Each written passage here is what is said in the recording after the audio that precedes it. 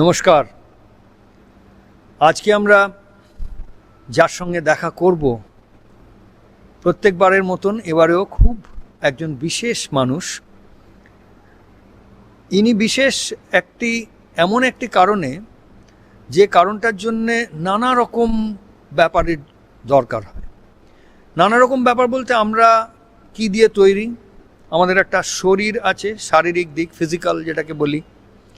এছাড়া আমাদের মধ্যে শক্তি আছে, তার মানে এনার্জি। এছাড়া আমরা মানসিক দিক দিয়ে আমাদের মন আছে, এটা আমরা জানি। আমরা মানসিক একটা দিক আছে, তিনটে ডাইমেনশন হয়ে গেল।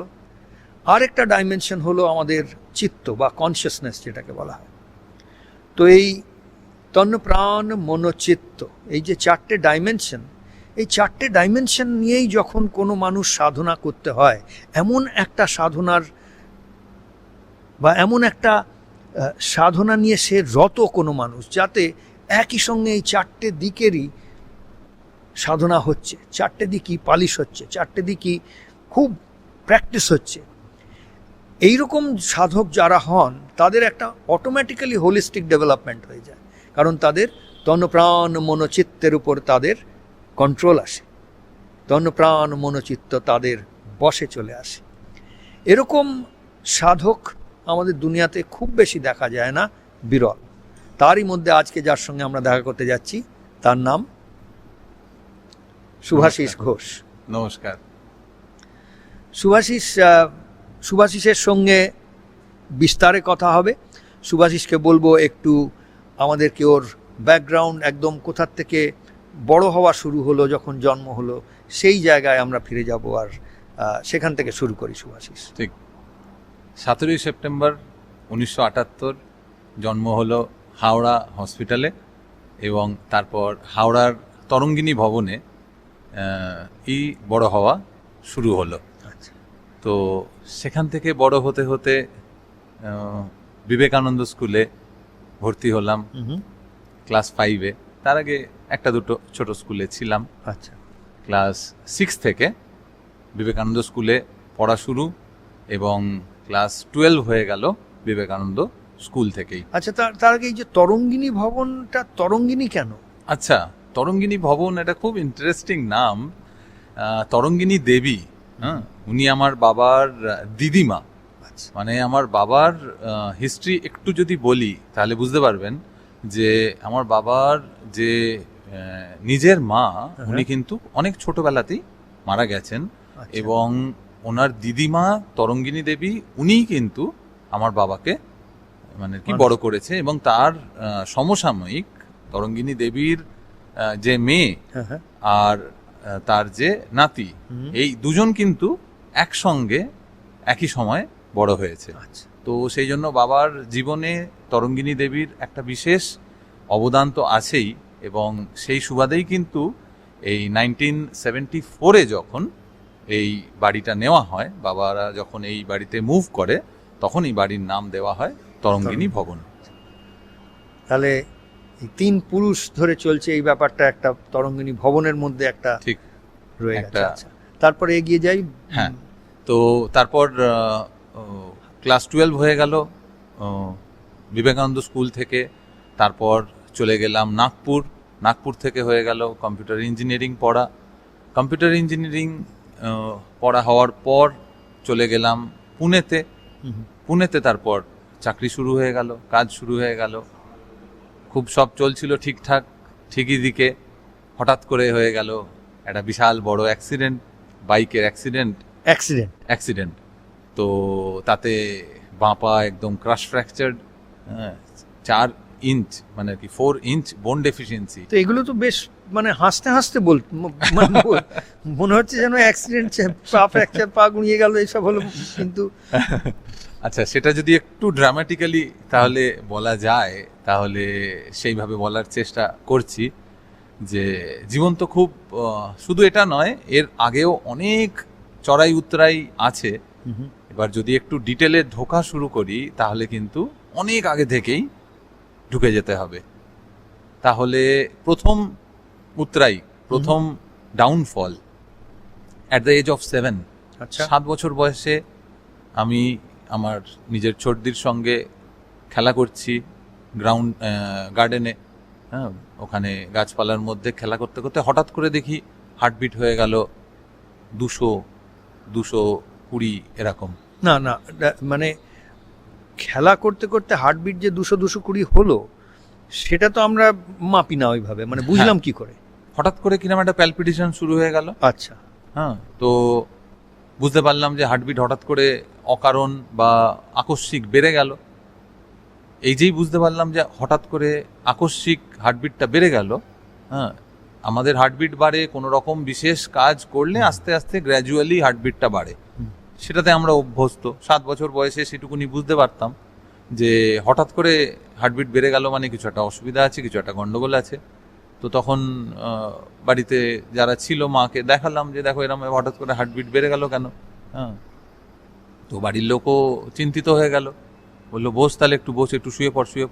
তো শুয়ে পড়লাম, তো হার্টবিট এরকম হতে হতে হতে নিজেই হঠাৎ করে আবার ঠিক হয়ে গেল।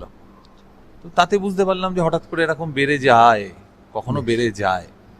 তারপরে আবার বুঝতে পারলাম যে কিছুদিন ছাড়া ওরকম হঠাৎ করে হার্টবিট মাঝে মাঝে বেড়ে যেতে পারে, যেটার ওপর আমার কোনো কন্ট্রোল নেই।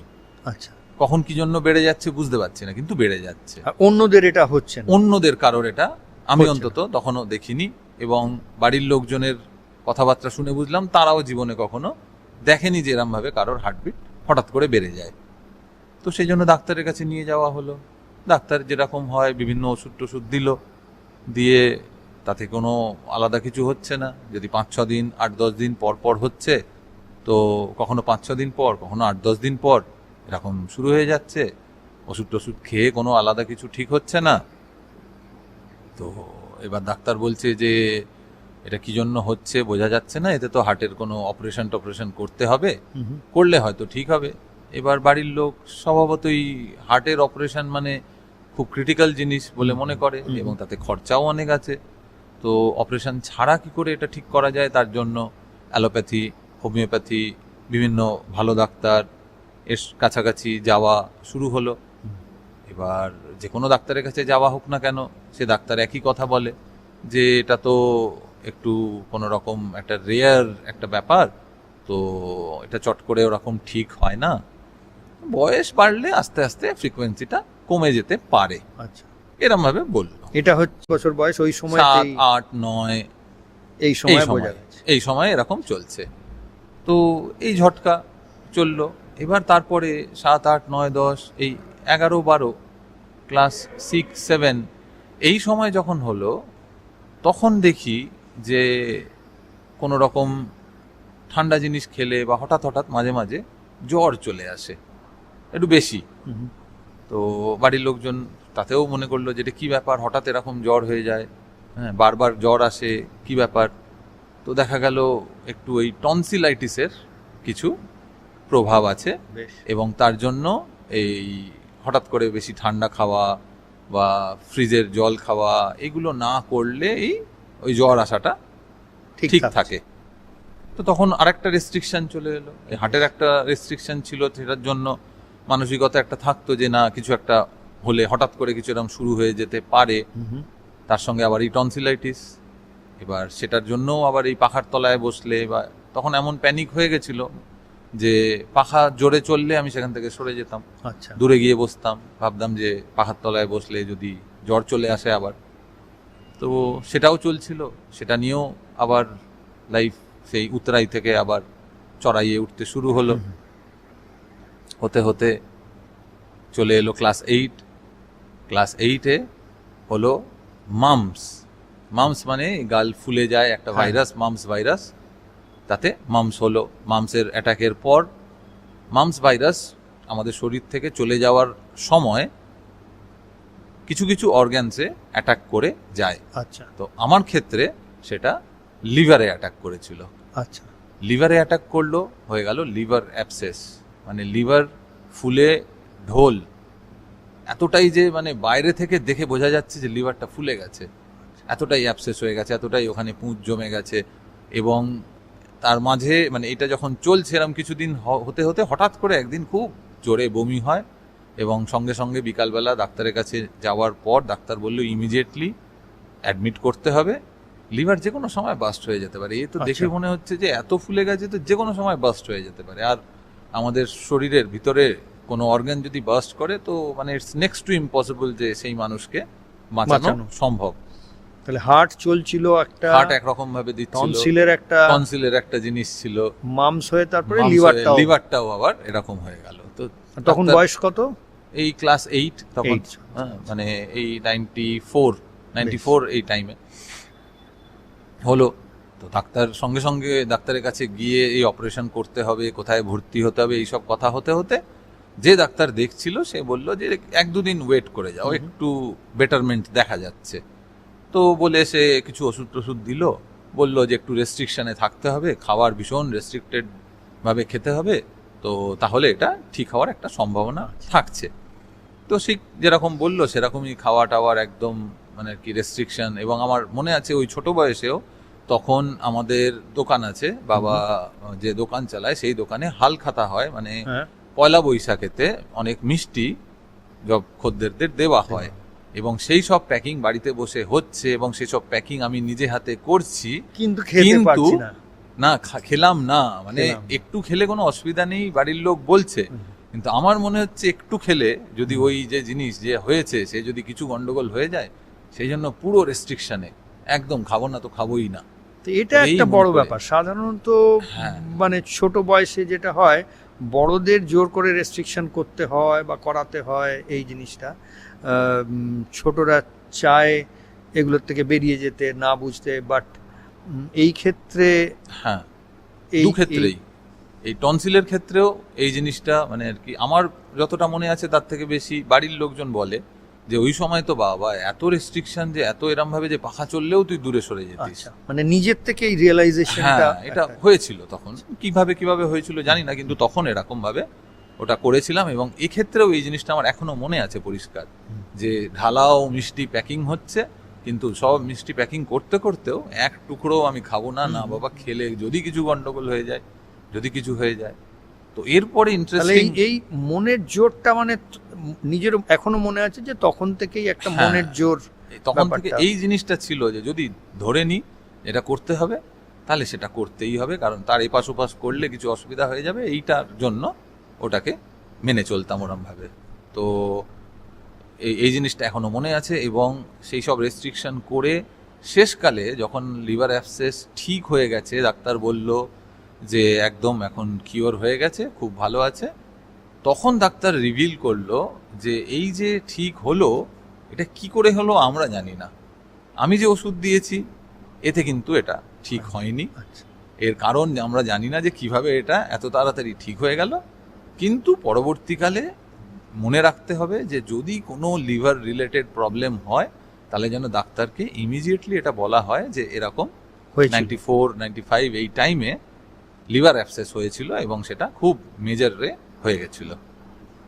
এবং এখনো মনে আছে যে লিভার অ্যাবসেস এতটাই তখন সিভিয়ার হয়েছিল যে বস থেকে উঠে দাঁড়ালেও তখন হঠাৎ করে মাথা ঘুরতো এবং চোখের কোলে কালি পড়ে গেছিল এবং মানে দৃশ্যত হুম, মানে আর কি যেটাকে বলে মাসেল ডেফিসিয়েন্সি হয়ে গেছিল, আচ্ছা। এতটাই সিভিয়ার হয়েছিল। তো সেসবগুলো কাটিয়ে আবার যেরকম হয় আবার সাধারণ জীবনযাপন শুরু হয়ে গেল, শুরু হয়ে ক্লাস 12 হয়ে গেল। তো এই সাধারণ জীবনযাপন যেটা বলছি তার মধ্যে কোন দিকটা বেশি ছিল? খেলাধুলো ছিল, না থিয়েটার জগৎ ছিল, মানে না পড়াশোনাটার বেশি ছিল? সাধারণের মধ্যেও তো একটু সবার আলাদা আলাদা। হ্যাঁ হ্যাঁ, সাধারণের মধ্যে পড়াশুনো তো ছিলই, পড়াশুনো ছাড়া ক্লাস 6 থেকেই, 6-এ আমি প্রথম নিজে চালানোর জন্য একটা সাইকেল পেয়েছিলাম। তো সেই সাইকেল নিয়ে স্কুল থেকে ফিরে আবার সেই সাইকেল নিয়েই স্কুলের মাঠে খেলতে চলে যাওয়া, ক্রিকেট, ফুটবল, বন্ধুদের সঙ্গে খেলা, আচ্ছা। এগুলো ছিল, এগুলো মানে আর কি সঙ্গে সঙ্গে চলতো।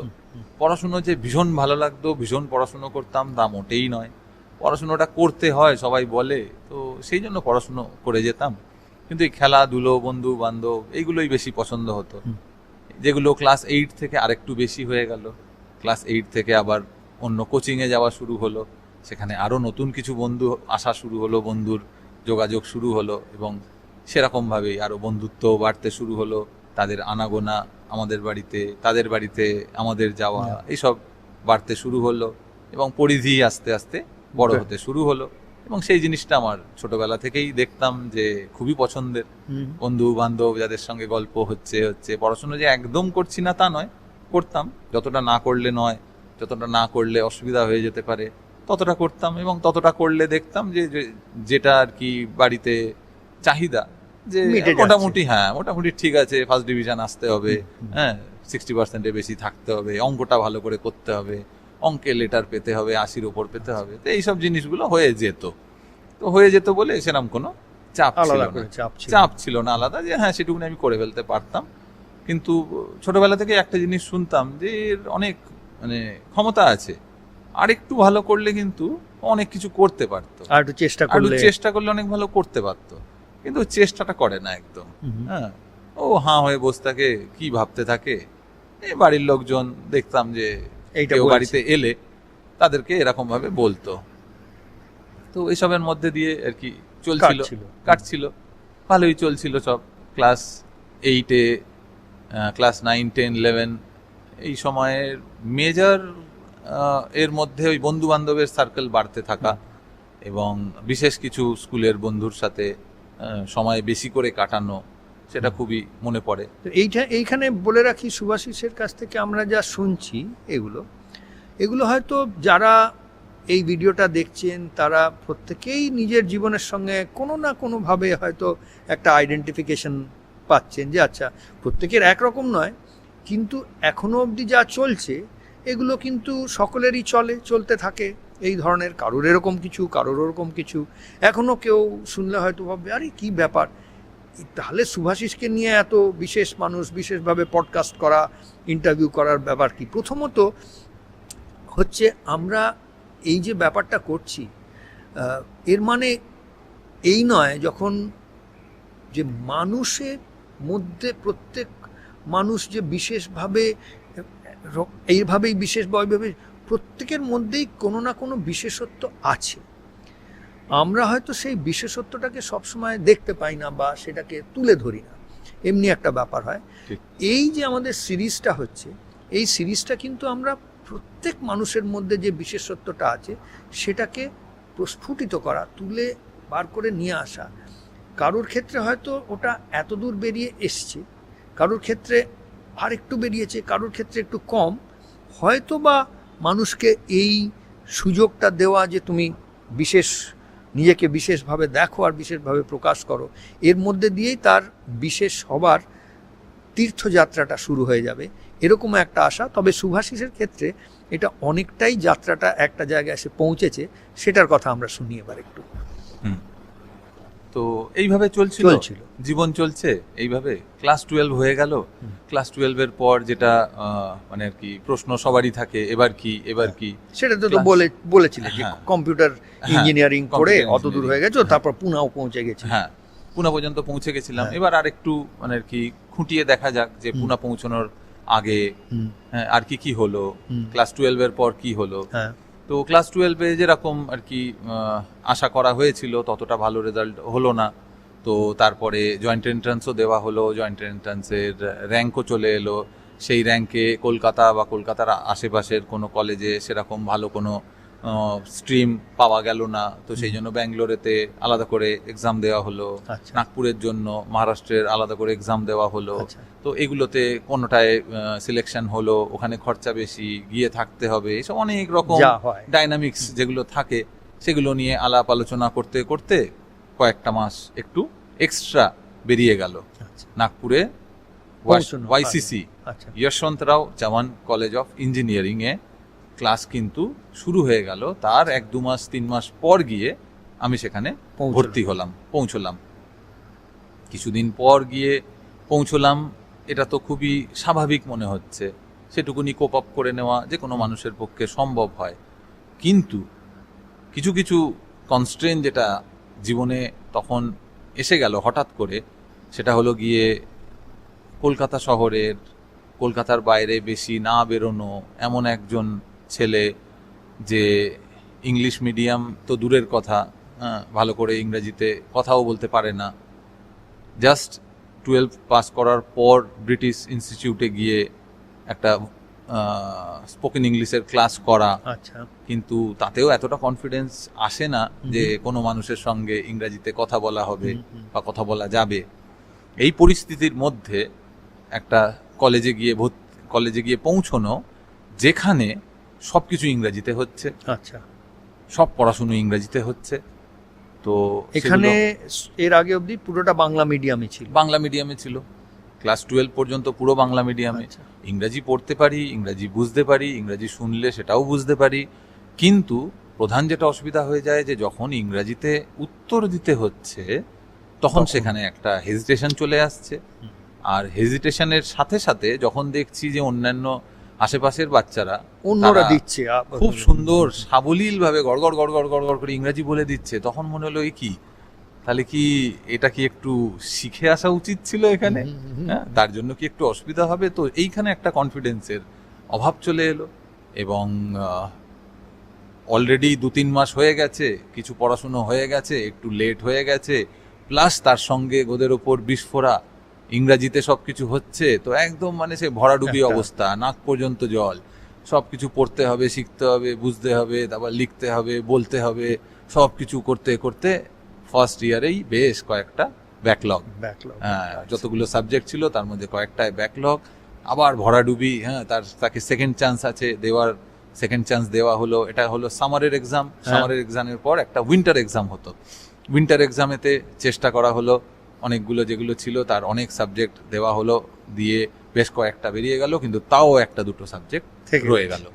সেটা আবার দেওয়া যাবে সেকেন্ড ইয়ারের এক্সামের সঙ্গে। তো সেকেন্ড ইয়ারের পড়াশুনো হচ্ছে, পড়াশুনোর মধ্যে মধ্যে আবার যেহেতু একটা দুটো ব্যাকলগ রয়ে গেছিলো সেগুলো পড়াশুনো হচ্ছে, সব কিছু নিয়ে পড়াশুনো করতে করতে তখন আর এদিক ওদিক কোনো মানে আর কি পৃথিবীর অন্য কিছু আর দেখতে পাওয়া যেত না। মনে হতো যে এটাই একমাত্র কাজ পৃথিবীতে, এটাকেই ঠিকভাবে করতে হবে। হ্যাঁ, না হলে তো মানে একদম সে ক্লিয়ার হয়ে বেরোতে হবে। কারণ 12 পর্যন্ত জীবনে পাস করব ফেল করব এগুলো কোনোদিনও আসেইনি।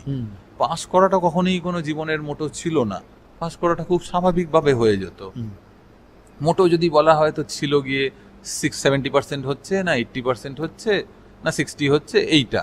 তো সেখান থেকে হঠাৎ করে যে একদম ইন অ্যান্ড আউটের পজিশনে, যে এটা করলে মানে আউট হয়ে যাচ্ছে, এটা করলে ইন হয়ে যাচ্ছে, সেই পজিশনটা হঠাৎ করে চলে আসতে একটা মানে আর কি অন্যরকম একটা মানে আর কি ক্রাইসিস চলে এলো জীবনে। এটাও একটা বোঝার ব্যাপার আমাদের, এই যে দেশ, এই দেশের মধ্যে দেশের বাইরে না গিয়ে সেইভাবে, মানে লোকে বলে বিদেশে গেলে একটা কালচার শক হয়, হয়েই থাকে একদম। হয়তো এখান থেকে কেউ আমেরিকায় চলে গেছে, একদম কথা বলার ধরন আলাদা, অ্যাকসেন্ট আলাদা, মানুষ কালচারটা আলাদা, কালচার শক যে বলা হয়। আমাদের এইটা একটা এমন দেশ, তার মধ্যে এত রকম বিভিন্নতা, যে সুভাষিসের ক্ষেত্রেই আমাদের দেখা যাচ্ছে যে দেশের মধ্যে থেকেও এই যে পশ্চিমবাংলা থেকে মহারাষ্ট্র নাগপুরে গিয়ে সেইখানে গিয়েও কিন্তু যেহেতু যে পরিবেশে বড় হয়েছি তার থেকে বেরিয়ে অবশ্যই পড়াশুনোয় মেধাবী, একটা ভালো জায়গায় গেছি বলে অত দূর পৌঁছতে পেরেছি, সকলে অতটাও পারছে না। সেটার জন্য আবার যে প্রবলেমটা তৈরি হলো সেটা হলো যে একটা কালচার শক। তা আমাদের সংস্কৃতিগুলো এতটাই এত প্রকারের এই দেশের মধ্যে, তার যেমন প্রচুর ভালো দিক আছে, ডাইভার্সিটি যাকে বলা হয়, কিন্তু সেই ডাইভার্সিটির সঙ্গে কোপ করার নিজস্ব একটা চ্যালেঞ্জ রয়েছে। ঠিক। তো এটা তো শুধু পড়াশোনার কথা বলছি, এবার হস্টেলে থাকা এবং সেখানকার বাড়ির আদরের ছোট ছেলে, সে এটা খাবো বললেই সঙ্গে সঙ্গে চলে আসছে, আজকে এটা ভাল লাগছে না, না আজকে ঢ্যাঁড়স খাবো না, আজকে একটু অমলেট দিয়ে রুটি খাবো বললেই সঙ্গে সঙ্গে তৈরি হয়ে যাচ্ছে। এই অভ্যাস যার, সে যখন গিয়ে পৌঁছয় এমন একটা জায়গায় যেখানে কড়কড়ে রুটি আর শুকনো ঢ্যাঁড়স ভাজা খেতে হলে ওটাই খেতে হবে, না হলে জল খেয়ে ঘুমিয়ে পড়তে হবে, এই পরিস্থিতিতে যখন সে পৌঁছে যায় তখন সে জীবনের রূঢ়তা, জীবনের সত্যতা বুঝতে পারে যে জীবনটা বাড়ির মধ্যে থাকলে একদম অন্যরকম, অন্যের আদরে একটা ভালো প্ল্যাটফর্মের মধ্যে থাকলে অন্যরকম, আর যখন বাইরে বেরিয়ে পড়া হয় তখন কিন্তু জীবনটা একদম পাল্টে যায়, তখন তার নিজের রূপ নিয়ে নেয় জীবন।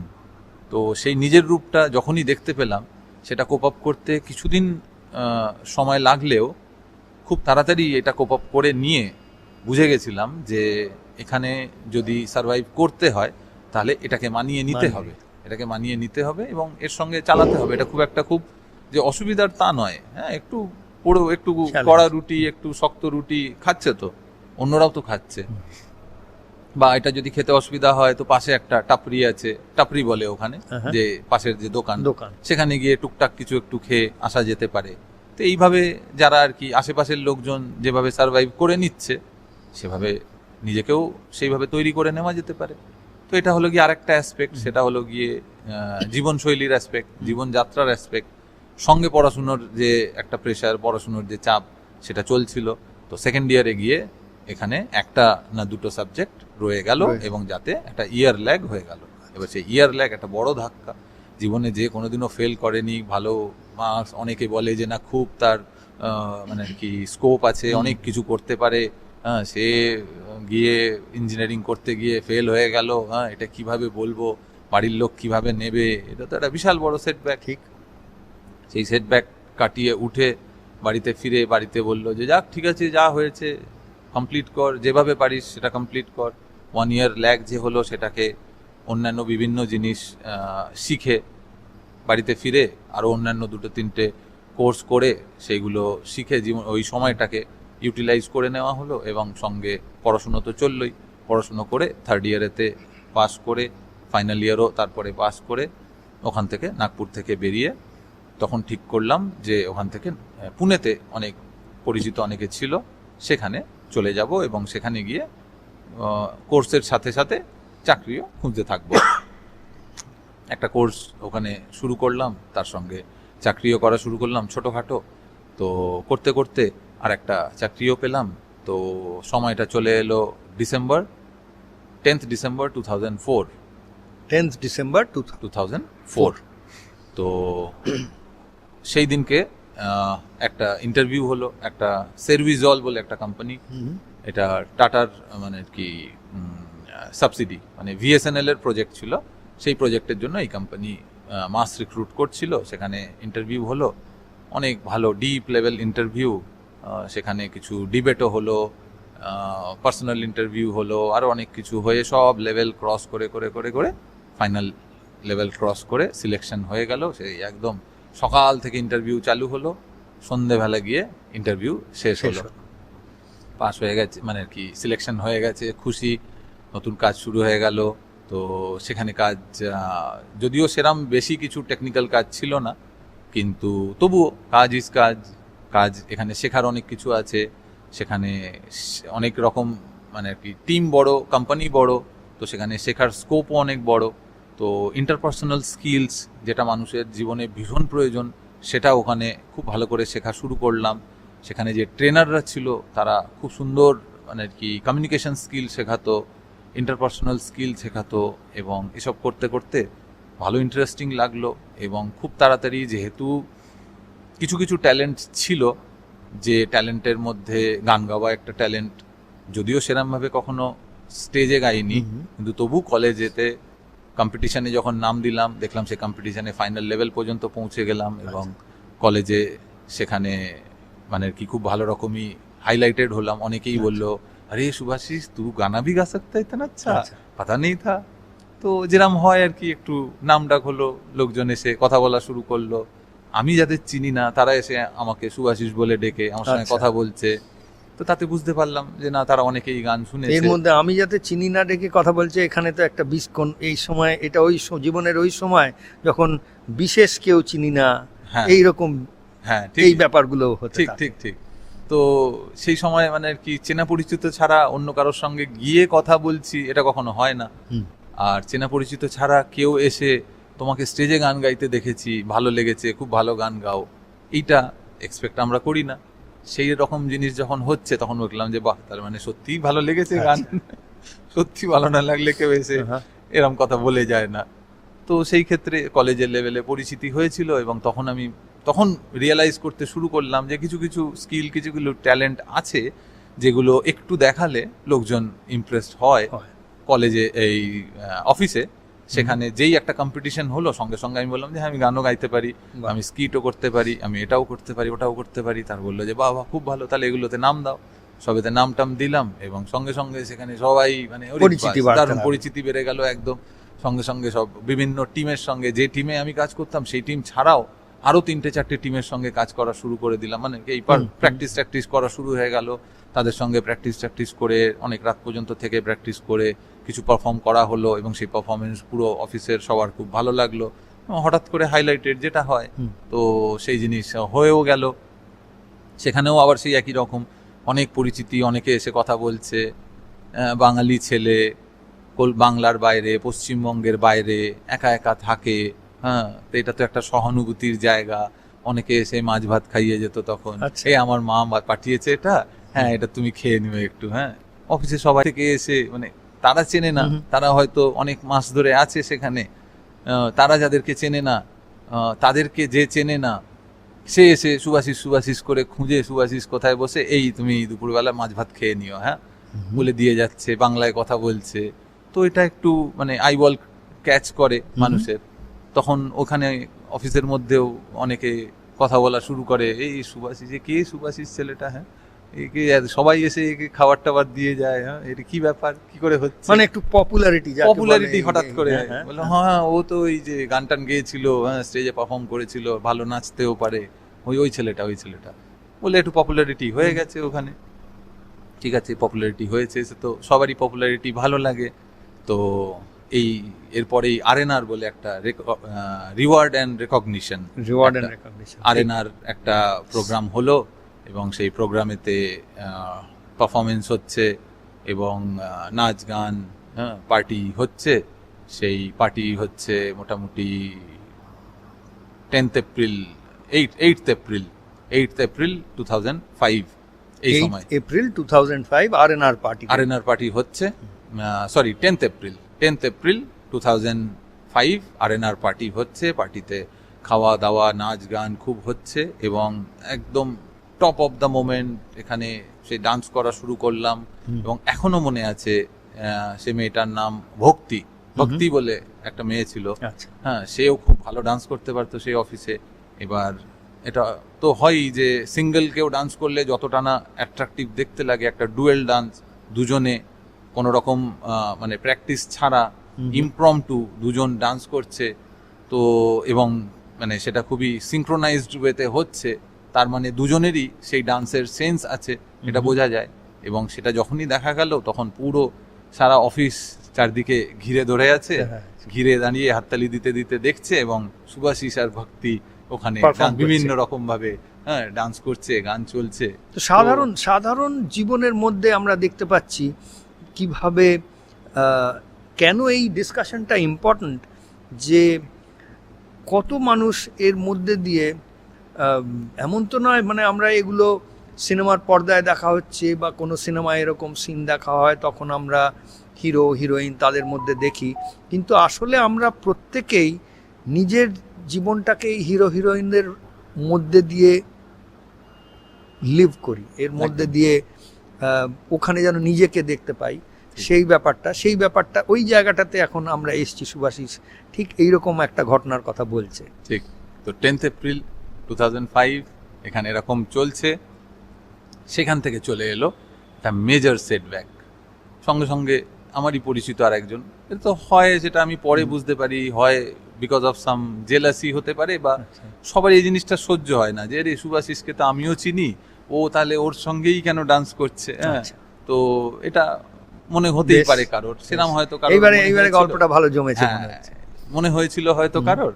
সে বললো যে সুভাষিস শোনো না, একটুখানি অফিসে ওই বাস আমার ছেড়ে দেবে, তখন রাত 12:30 বা 1টা এরকম বাজছে রাত্রিবেলা, একটু ছেড়ে দেবে আমাকে ওইখানে, অফিসের বাসগুলো ওখানে ছাড়ছে তো একটু দূর আছে, তো একটু বাইকে করে গিয়ে ছেড়ে দিয়ে চলে এলে সুবিধা হয়। তখন বাইক ছিল? হ্যাঁ বাইক ছিল তখন, RX100, সেটা আমার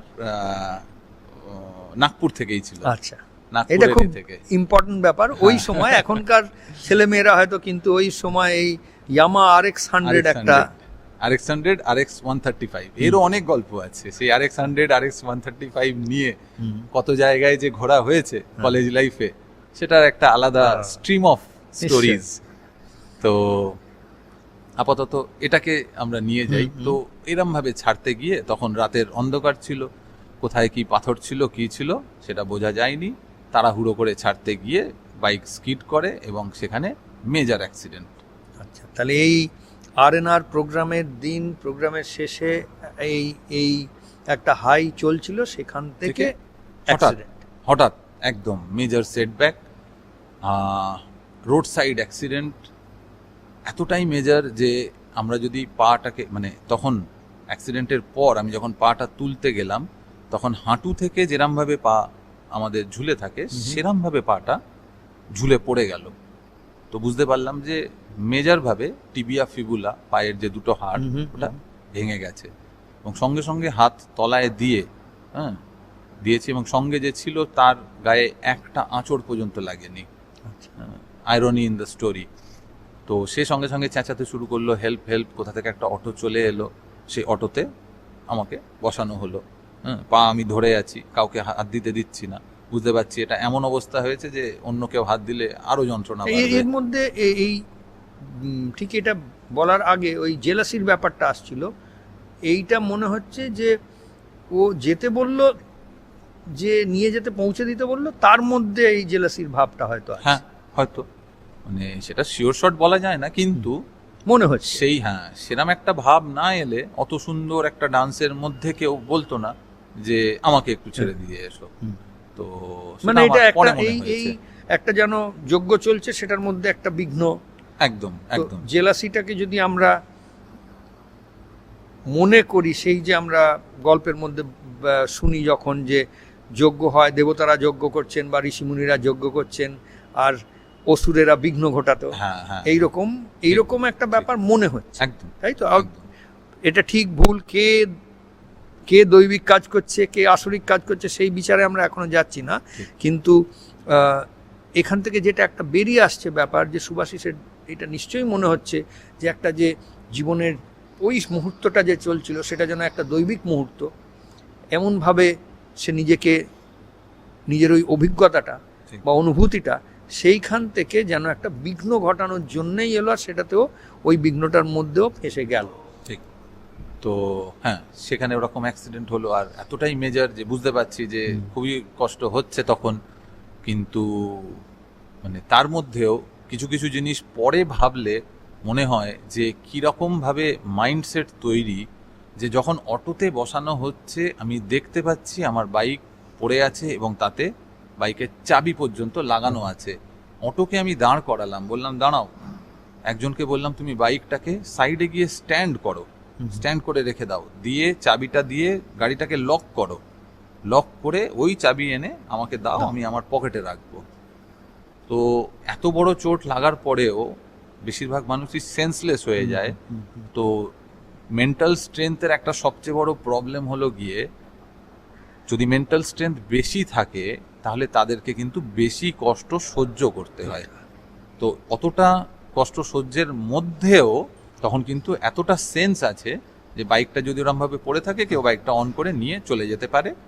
এবং যেহেতু খুবই মানে আর কি প্রিয় বাইক ছিল, তো সেই জন্য সেটাকে ওরম করে চাবিটা নিয়ে একটা ধারে কাছের একটা হসপিটালে যাওয়া হলো। এবং হসপিটালে যখন এটাতে এরকমও আরও একটা ব্যাপার, যেটা মানে সুভাষিসের কাছে যা শুনলাম সেটাকে আরও সাপোর্ট করার জন্যই এই জিনিসটা, যে যখন এরকম হয় তখন পারিপার্শ্বিক লোকেদেরও মনে হয় তাহলে বোধহয় ওর অতটা কষ্ট হচ্ছে না।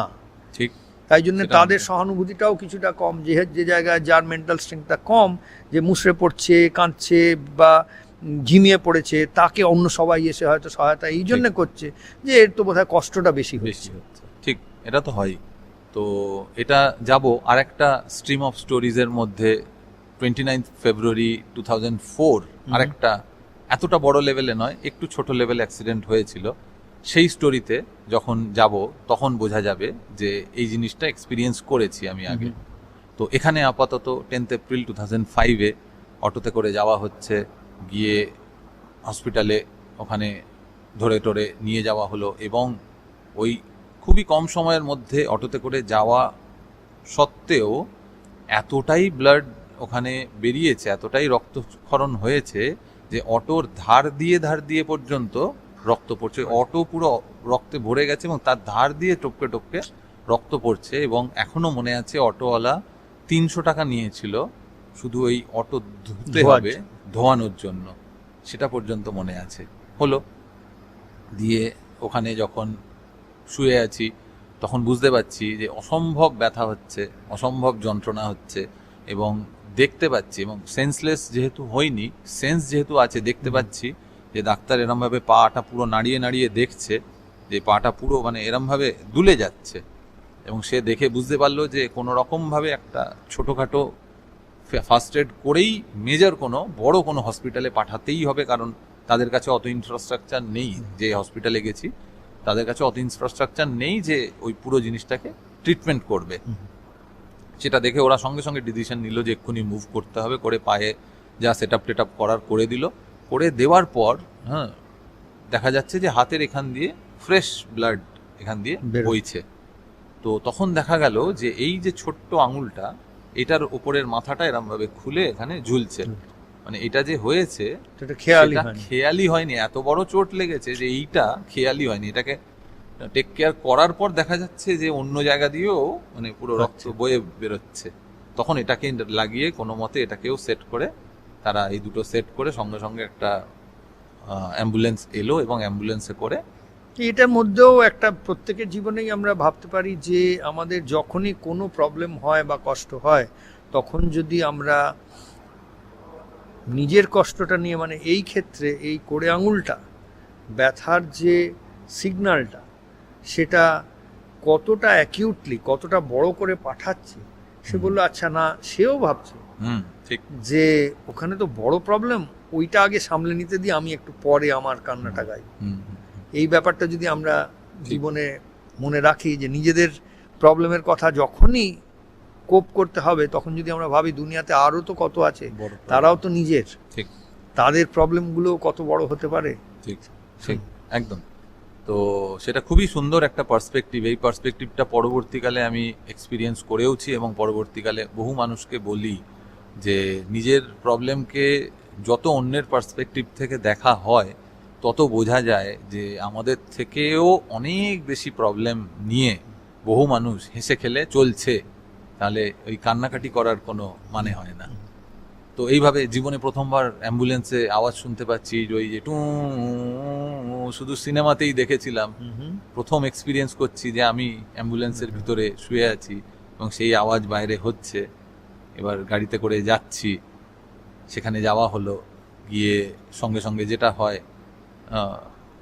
ইনিশিয়াল সব ফ্রেশন আপ করার পর 10th এপ্রিলই একটা অপারেশন হয়, মানে রাতেই সঙ্গে সঙ্গে সব ডাক্তাররা এসে, যেহেতু এটা একটা কর্পোরেট কেস, সেই জন্য ডাক্তাররা সবসময় সেটাকে মানে আর কি টু দ্য হাইয়েস্ট লেভেল ওরা ট্রিট করে। কারণ তার ওই কি বলে, ওই ওটাকে কি বলে, কর্পোরেটের যে পলিসি, হেলথ ইন্স্যুরেন্স সব থাকে। তো সেই জন্য হসপিটালের ক্ষেত্রেও কোনো রকম চিন্তা নেই, তাদের কোনো চিন্তা নেই যে ফান্ড কোথা থেকে আসবে, সেই জন্য তারা অ্যাটমোস্ট কেয়ারটা পেশেন্টকে দেয়। তো সেই রকমভাবেই পুরো ডাক্তারদের প্যানেল এসে সেট করে সঙ্গে সঙ্গে এক্ষুনি ইমিডিয়েট অপারেশন হবে করে অপারেশন করা হলো। করা হওয়ার পর তারা সেট করলো, তারা কিছুদিন পর 2-4 দিন পর 14th এপ্রিল আরও একটা বড় মেজর অপারেশন হবে, তারা সেট করলো। এগুলো সব হচ্ছে 2010-এর কথা, 2005-এর কথা আছে, 2005-এর এপ্রিলে। তো 10th এপ্রিল যে অপারেশনটা হলো, সেটায় একটা জিনিসই বুঝতে পারলাম যে ডাক্তার যখন এসএ মানে হলো গিয়ে কি অ্যানাস্থেসিয়া, স্পাইরাল অ্যানাস্থেসিয়া। আচ্ছা, যখন আমাদের পিঠের এইখানে তলায় এখানে অ্যানাস্থেসিয়া দেওয়া হয় লোয়ার পোর্শনটাকে অবশ করার জন্য, এটাকে বলে এসএ। এসএ দেওয়ার জন্য চেক করে যে মানে কি নাম হচ্ছে কিনা পা। তো ওরা যখন টেস্ট করছিল, চেক করছিল, 2 মিনিট ছাড়া জিজ্ঞাসা করছিল अभी समझ में आ रहा है, তো বলছিলাম যে হ্যাঁ অল্প অল্প বুঝতে পারছি। আচ্ছা, আবার- হিন্দিটা চিরকালই মানে যেমন ইংলিশটা নিয়ে হ্যাঁ। প্রবলেমের কথা হয়েছিল, হিন্দিটা কোন জায়গায় ছিল? হিন্দিটাও একটু গন্ডগোলের জায়গায় ছিল, যেটাকে ওই কলেজে গিয়ে যখনই আতা হে আতি হে গাড়ি আতা হে গাড়ি আতি হে, হ্যাঁ, এসব নিয়ে অন্যরা হাসাহাসি হাসাহাসি। শুরু করলো, তখনই বুঝে গেলাম যে এই জিনিসটাকে শুধরাতে হবে, এই জিনিসটাকে ঠিক করতে হবে। যদিও আমাদের বাড়িতে অনেক নন বেঙ্গলি হিন্দিভাষী ভাড়াটে ছিল, আচ্ছা, সেই সময় মনে করতাম যে আমি খুব ভালো হিন্দি বলতে পারি, অন্যান্য সাধারণ বাঙালি থেকে ভালো হিন্দি বলতে পারি, কিন্তু যখন ওই পরীক্ষায় গিয়ে পড়লাম তখন দেখলাম যে না, মোটেও সেটা নয়। হিন্দিটা অনেকটাই গন্ডগোলের আছে, যেটা মোটামুটি ওই 1 বছরের মধ্যে সেট করে Improve নিয়েছিলাম, হয়েছিল, যে আচ্ছা। যাতে আমাকে খুব হেল্প করেছিল উজ্জ্বল চক্রবর্তী বলে, আচ্ছা, জামশেদপুরের একটা ছেলে, সে আমার সঙ্গে থাকতো। এবং যেহেতু সে কসমোপলিটন সিটিতে, সেখানে হিন্দিভাষী ছেলেদের মেয়েদের সাথে সে থাকতো হুম, এবং তার হিন্দি অনেকটাই ভালো, সে আমাকে Help ওই করেছে। মাইনিউটলি জিনিসগুলো বলে দিত যে কোন জায়গায় আর কি ওই আতা और आती, তারপর বাত করনা ইয়া করনা, কাহা পে র র, এই যে হুম। পার্থক্যগুলো, যেগুলো মিহি পার্থক্য। মিহি পার্থক্য, খুব সূক্ষ্ম পার্থক্য, যেটা একজন সুবক্তাকে মেনে চলতে হয়, বুঝে চলতে হয়, সেটাও খুব তাড়াতাড়ি ধরিয়ে দিল। এবং আমিও খুব তাড়াতাড়ি ধরে নিয়েছিলাম বলে মোটামুটি সেকেন্ড ইয়ার থেকে হিন্দিটা এমন হিন্দিটা। হয়ে গেছিল যে কলকাতায় এসে যখন হিন্দিতে কথা বলতাম, অনেকেই জিজ্ঞাসা করতো যে আপ কাহা সে হো, আচ্ছা, হ্যাঁ আপ বেঙ্গল সে হো নেই হো? তখন বলতাম नहीं मैं बंगाल का ही हूँ। बोले नहीं, आपकी हिंदी सुन के समझ में नहीं आता, हिंदी सुन के लगता है आप बाहर बाहर के से। हो। তো তখন বুঝতে পারতাম তার মানে হিন্দিটা পলিশড হয়ে গেছে, অলরেডি পলিশড হয়ে গেছে, তো সেই জন্য কোনো অসুবিধা হতো না। তো এই হলো গিয়ে। হুম। তো ছিলাম আমরা অপারেশন। অপারেশন থিয়েটার, ওখানে বারবার দুবার তিনবার জিজ্ঞাসা করলো যে সমঝ মে আ রা হ্যায়?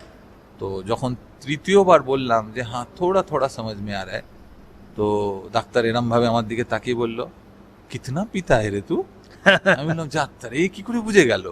হ্যাঁ, আমার তো এই তো ভিতরের কথা, এর কি করে বোঝার কথা, এটা তো আমি তখন জানি না। মেডিকেল মানে আর কি মেডিকেল টেস্টিং দিয়ে কি করে এই জিনিস বোঝা সম্ভব, সেটা তো আমি জানতাম না। সেটা একটু ঘাবড়ে গেলাম। তারপর বুঝতে পারলাম যে এই যে অ্যানাস্থিসিয়ার যে এফেক্ট, সেটা যারা অ্যালকোহল কনজিউম করে তাদের তাড়াতাড়ি হয় না। সহজে হয় না।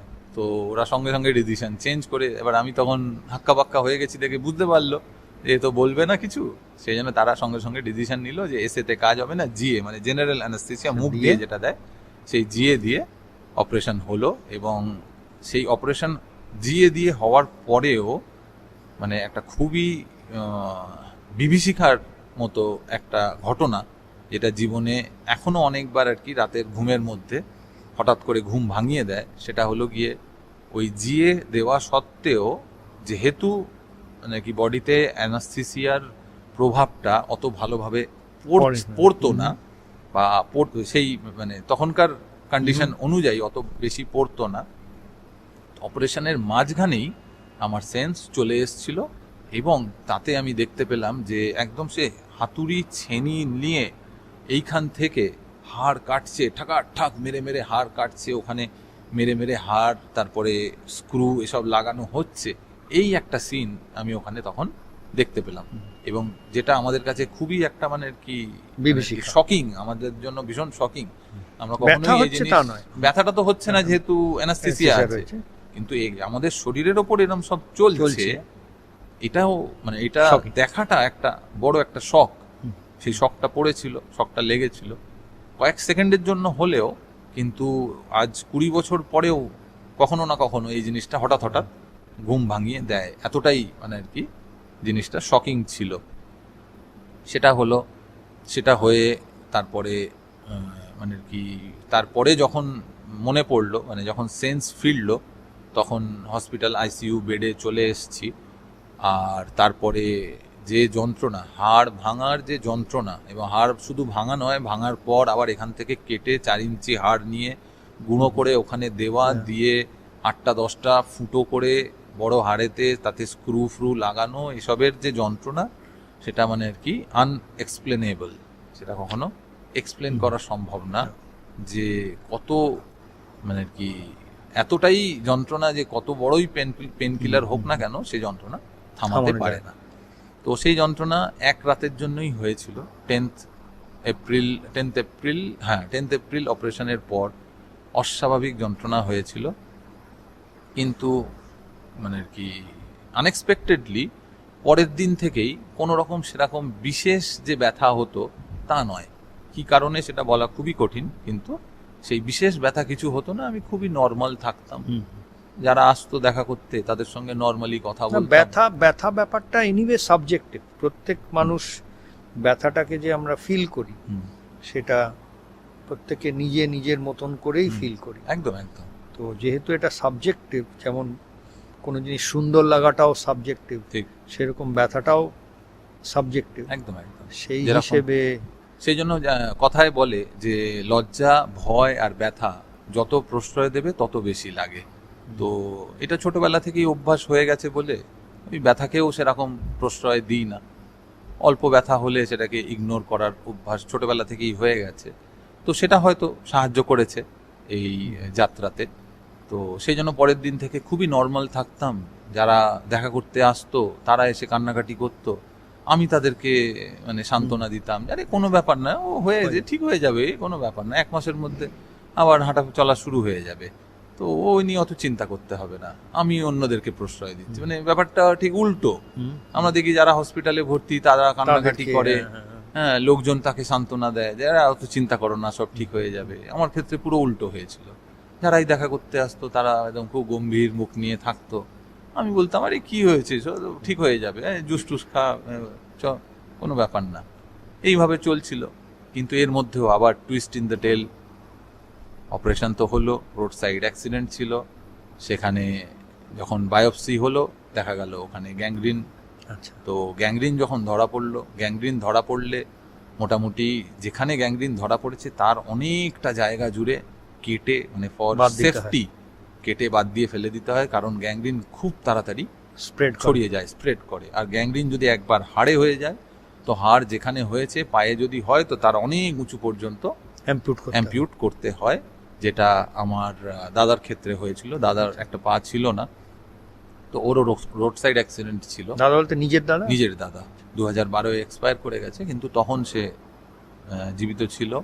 এবং তার মানে কি তার জীবনের অনেক অনেক মানে গুরুত্ব আমার জীবনে আছে, কারণ সে একজন Limca book of record holder. সে একটা পা নেই, সেখান থেকে সেই অবস্থায় দিল্লি থেকে খারদুংলা পর্যন্ত সাইকেলে, এক পায়ে সাইকেল চালিয়ে গেছিল, এবং যেটা লিমকা রেকর্ড, সেই সেটা গিনেস বুক অফ রেকর্ডও হতে পারতো ও যদি লাদাখ পর্যন্ত পৌঁছতে পারতো। কিন্তু খারদুংলা থেকে বেরোনোর পর সাইকেলের সামনের চাকার ওপরে বোল্ডার পরে সাইকেল দুমড়ে মুচড়ে যায় বলে আর যেতে পারেনি, ফেরত আসতে হয়েছিল, এবং সেটা লিমকা বুকে সেটা ছিল। তো আমার জন্য একটা ইন্সপিরেশন ছিল। তো এই সবাই এরম যখন অবস্থা হয়েছে, গ্যাংগ্রিন হয়ে গেছে পায়ে, তখন দেখতে পেতাম যখন খুলে ড্রেসিং হতো, তখন মানে হাড় দেখতে পাওয়া যেত, হাড় যে স্টিল রড লাগানো আছে সেটা দেখতে পাওয়া যেত। আমি আবার সেটার ছবি তুলে রাখতাম। কিন্তু মনের ভিতরে তো একটুখানি হতোই, যতটাই মন শক্ত হোক না কেন, যখন দেখতে পাচ্ছি নিজের পা পুরো ফাঁকা হয়ে বসে আছে, তো তখন সেটা কিভাবে ঠিক হবে আমি তো জানি না, ডাক্তাররা জানে। এই ব্যাপারগুলো আমরা শুনছি, এগুলো হয়তো আরও শুনে থাকবো, কিন্তু এর পরবর্তী যেখানে আমরা পৌঁছবো এই কথাগুলো যদি মনে রাখি, সুভাষিসকে আমি খুব জেনে শুনে এই ডিটেলসগুলোর মধ্যে নিয়ে যাচ্ছি এই জন্যে যে পরে যে ব্যাপারটা আসছে তার পরিপ্রেক্ষিতে, মানে এখন যে কথাগুলো হচ্ছে এই কথার পরিপ্রেক্ষিতে এর পরের ব্যাপারটার গুরুত্ব। তো তখন দাদার সঙ্গে ফোনে কথা বলতাম, দাদাকে বলতাম দেখ এরম এরম অবস্থা হয়ে গেছে, ও তখন মনে জোর দিত যে ঠিক আছে, কোনো ব্যাপার না, ও ঠিক হয়ে যাবে। ডাক্তাররা বলছে কিছু একটা হবে, অপারেশন হবে, তার মানে ঠিক সেই অপারেশন দিয়ে এটা ঠিক করে দেওয়া সম্ভব হবে। তো এই ফাঁকা যেটা হয়ে গেছিল সেটার জন্য ফ্ল্যাপ রিকনস্ট্রাকশন, মানে কাফ মাসলকে কেটে, কাফ মাসলসের 3-4টে লেয়ার মাসলস আছে, একটা লেয়ার অফ মাসলসকে টেনে ওর উপরে রাখা হলো। তার কারণ ওর উপর যদি চামড়া লাগাতে হয় তাহলে মাসলস তো থাকতে হবে, মাসলস ছাড়া শুধু চামড়া হাড়ের ওপরে থাকবে না, সেই জন্য 1 লেয়ার অফ মাসলস ওটা ওখানে তুলে দেওয়া হলো। এটাকে বলা হয় ফ্ল্যাপ রিকনস্ট্রাকশন করে তারপরে পায়ের এখান থেকে মানে আর কি ডান পায়ের থাইয়ের এখান থেকে স্কিন কেটে ওর ওপরে স্কিন গ্রাফটিং করা হয়েছিল। 110খানা স্টিচ হয়েছিল আচ্ছা এবং সেটা একটা মেজর অপারেশন, 7 থেকে 8 ঘন্টার একটা অপারেশন হয়েছিল। তারপরে পা সে ফুলের ঢোল হয়ে গেছিল, মানে আর কি ফরেন বডি, তারপরে এত রকম এত কিছু। তো তার মধ্যে খুব একটা মেজর অপারেশন এবং বাট সামহাও সারভাইভ Survive. করেছিল। সে তারা যেটা চেয়েছিল জিনিসটা যাতে দাঁড়িয়ে যায় সেটা দাঁড়িয়ে গেছিল। স্কিন গ্রাফটিংয়ের জন্য মানে আর কি একজন প্লাস্টিক সার্জন, তারপরে বোন গ্রাফটিংয়ের জন্য একজন অর্থোপেডিক, এরকম পুরো প্যানেল অফ মানে আর কি ডক্টরস মিলে অনেক চেষ্টা করে অনেক কিছু করে এই জিনিসটাকে দাঁড় করালো। মোটামুটি ঠিক পথে এগোচ্ছিল। এগোতে এগোতে কিছু মাস নয় মনে হয় মাসখানেক পর দেখা গেল যে যে প্লেটটা ভিতরে লাগানো হলো ওই প্লেটটা আবার এরমভাবে মাথা চাড়া দিচ্ছে, দিয়ে এখান থেকে বেরিয়ে আসছে এবং সেখান থেকে ব্লাড বেরিয়ে আসছে। একটু ওখানে নাড়াচাড়া হলে ব্লাড বেরিয়ে আসছে। মানে জাস্ট থিঙ্ক অফ দ্য কত রকম মানে আর কি mentality of a person or the mental stress of a person, যে 3-4টে মেজর অপারেশন হয়ে গেছে, তারপরে পা ঠিক হচ্ছে, এটা বোঝার পর দেখা গেল যে হঠাৎ প্লেটে। করে আবার একটা প্লেটটা বেরিয়ে আসছে এবং পাটা এমন অবস্থা যে ওই প্লেটটাকে তখন হয়তো বার করে দিতে হবে, না বার করলে, কারণ ওই প্লেটটা আস্তে আস্তে বেরিয়ে আসছে, স্ক্রু বেরিয়ে আসছে। তো সেটা মানে আর কি তখন আমি একটা ফ্ল্যাটেতে থাকতাম, আমার মা কলকাতা থেকে ওখানে এসে আমার সঙ্গে থাকতো। তো আমার মায়ের মনের জোরেরও আমি খুব মানে আর কি প্রশংসা করতে বাধ্য হব যে সেই মানুষটাও পুরো একা আমার সঙ্গে তখন থাকতো, থেকে পুরো সব কিছু মানে আর কি ম্যানেজ করতো, খাওয়া দাওয়া, বাড়িতে সব কিছু কাজ, আমাকে হসপিটালে নিয়ে যাওয়া।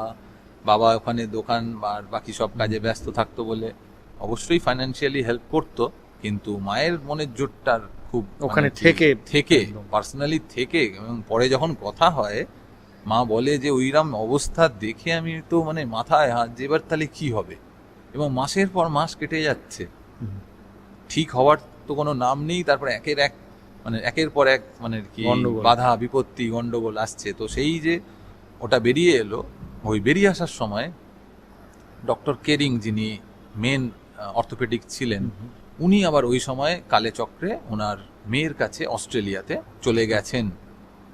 আর যে প্লাস্টিক সার্জন যিনি ছিলেন উনি বললেন যে এটা তো এখন খুব মেজর অবস্থা, ওনার পারমিশন নিয়ে আমাদেরকে এখানে অপারেশন করে এটাকে ইলিজারভ বলে একটা টেকনিক লাগাতে হবে, কারণ সেটা না করলে এখন যা অবস্থা এটা তো হাড় ঠিক মানে থাকবে না। হিলিং হচ্ছেই না।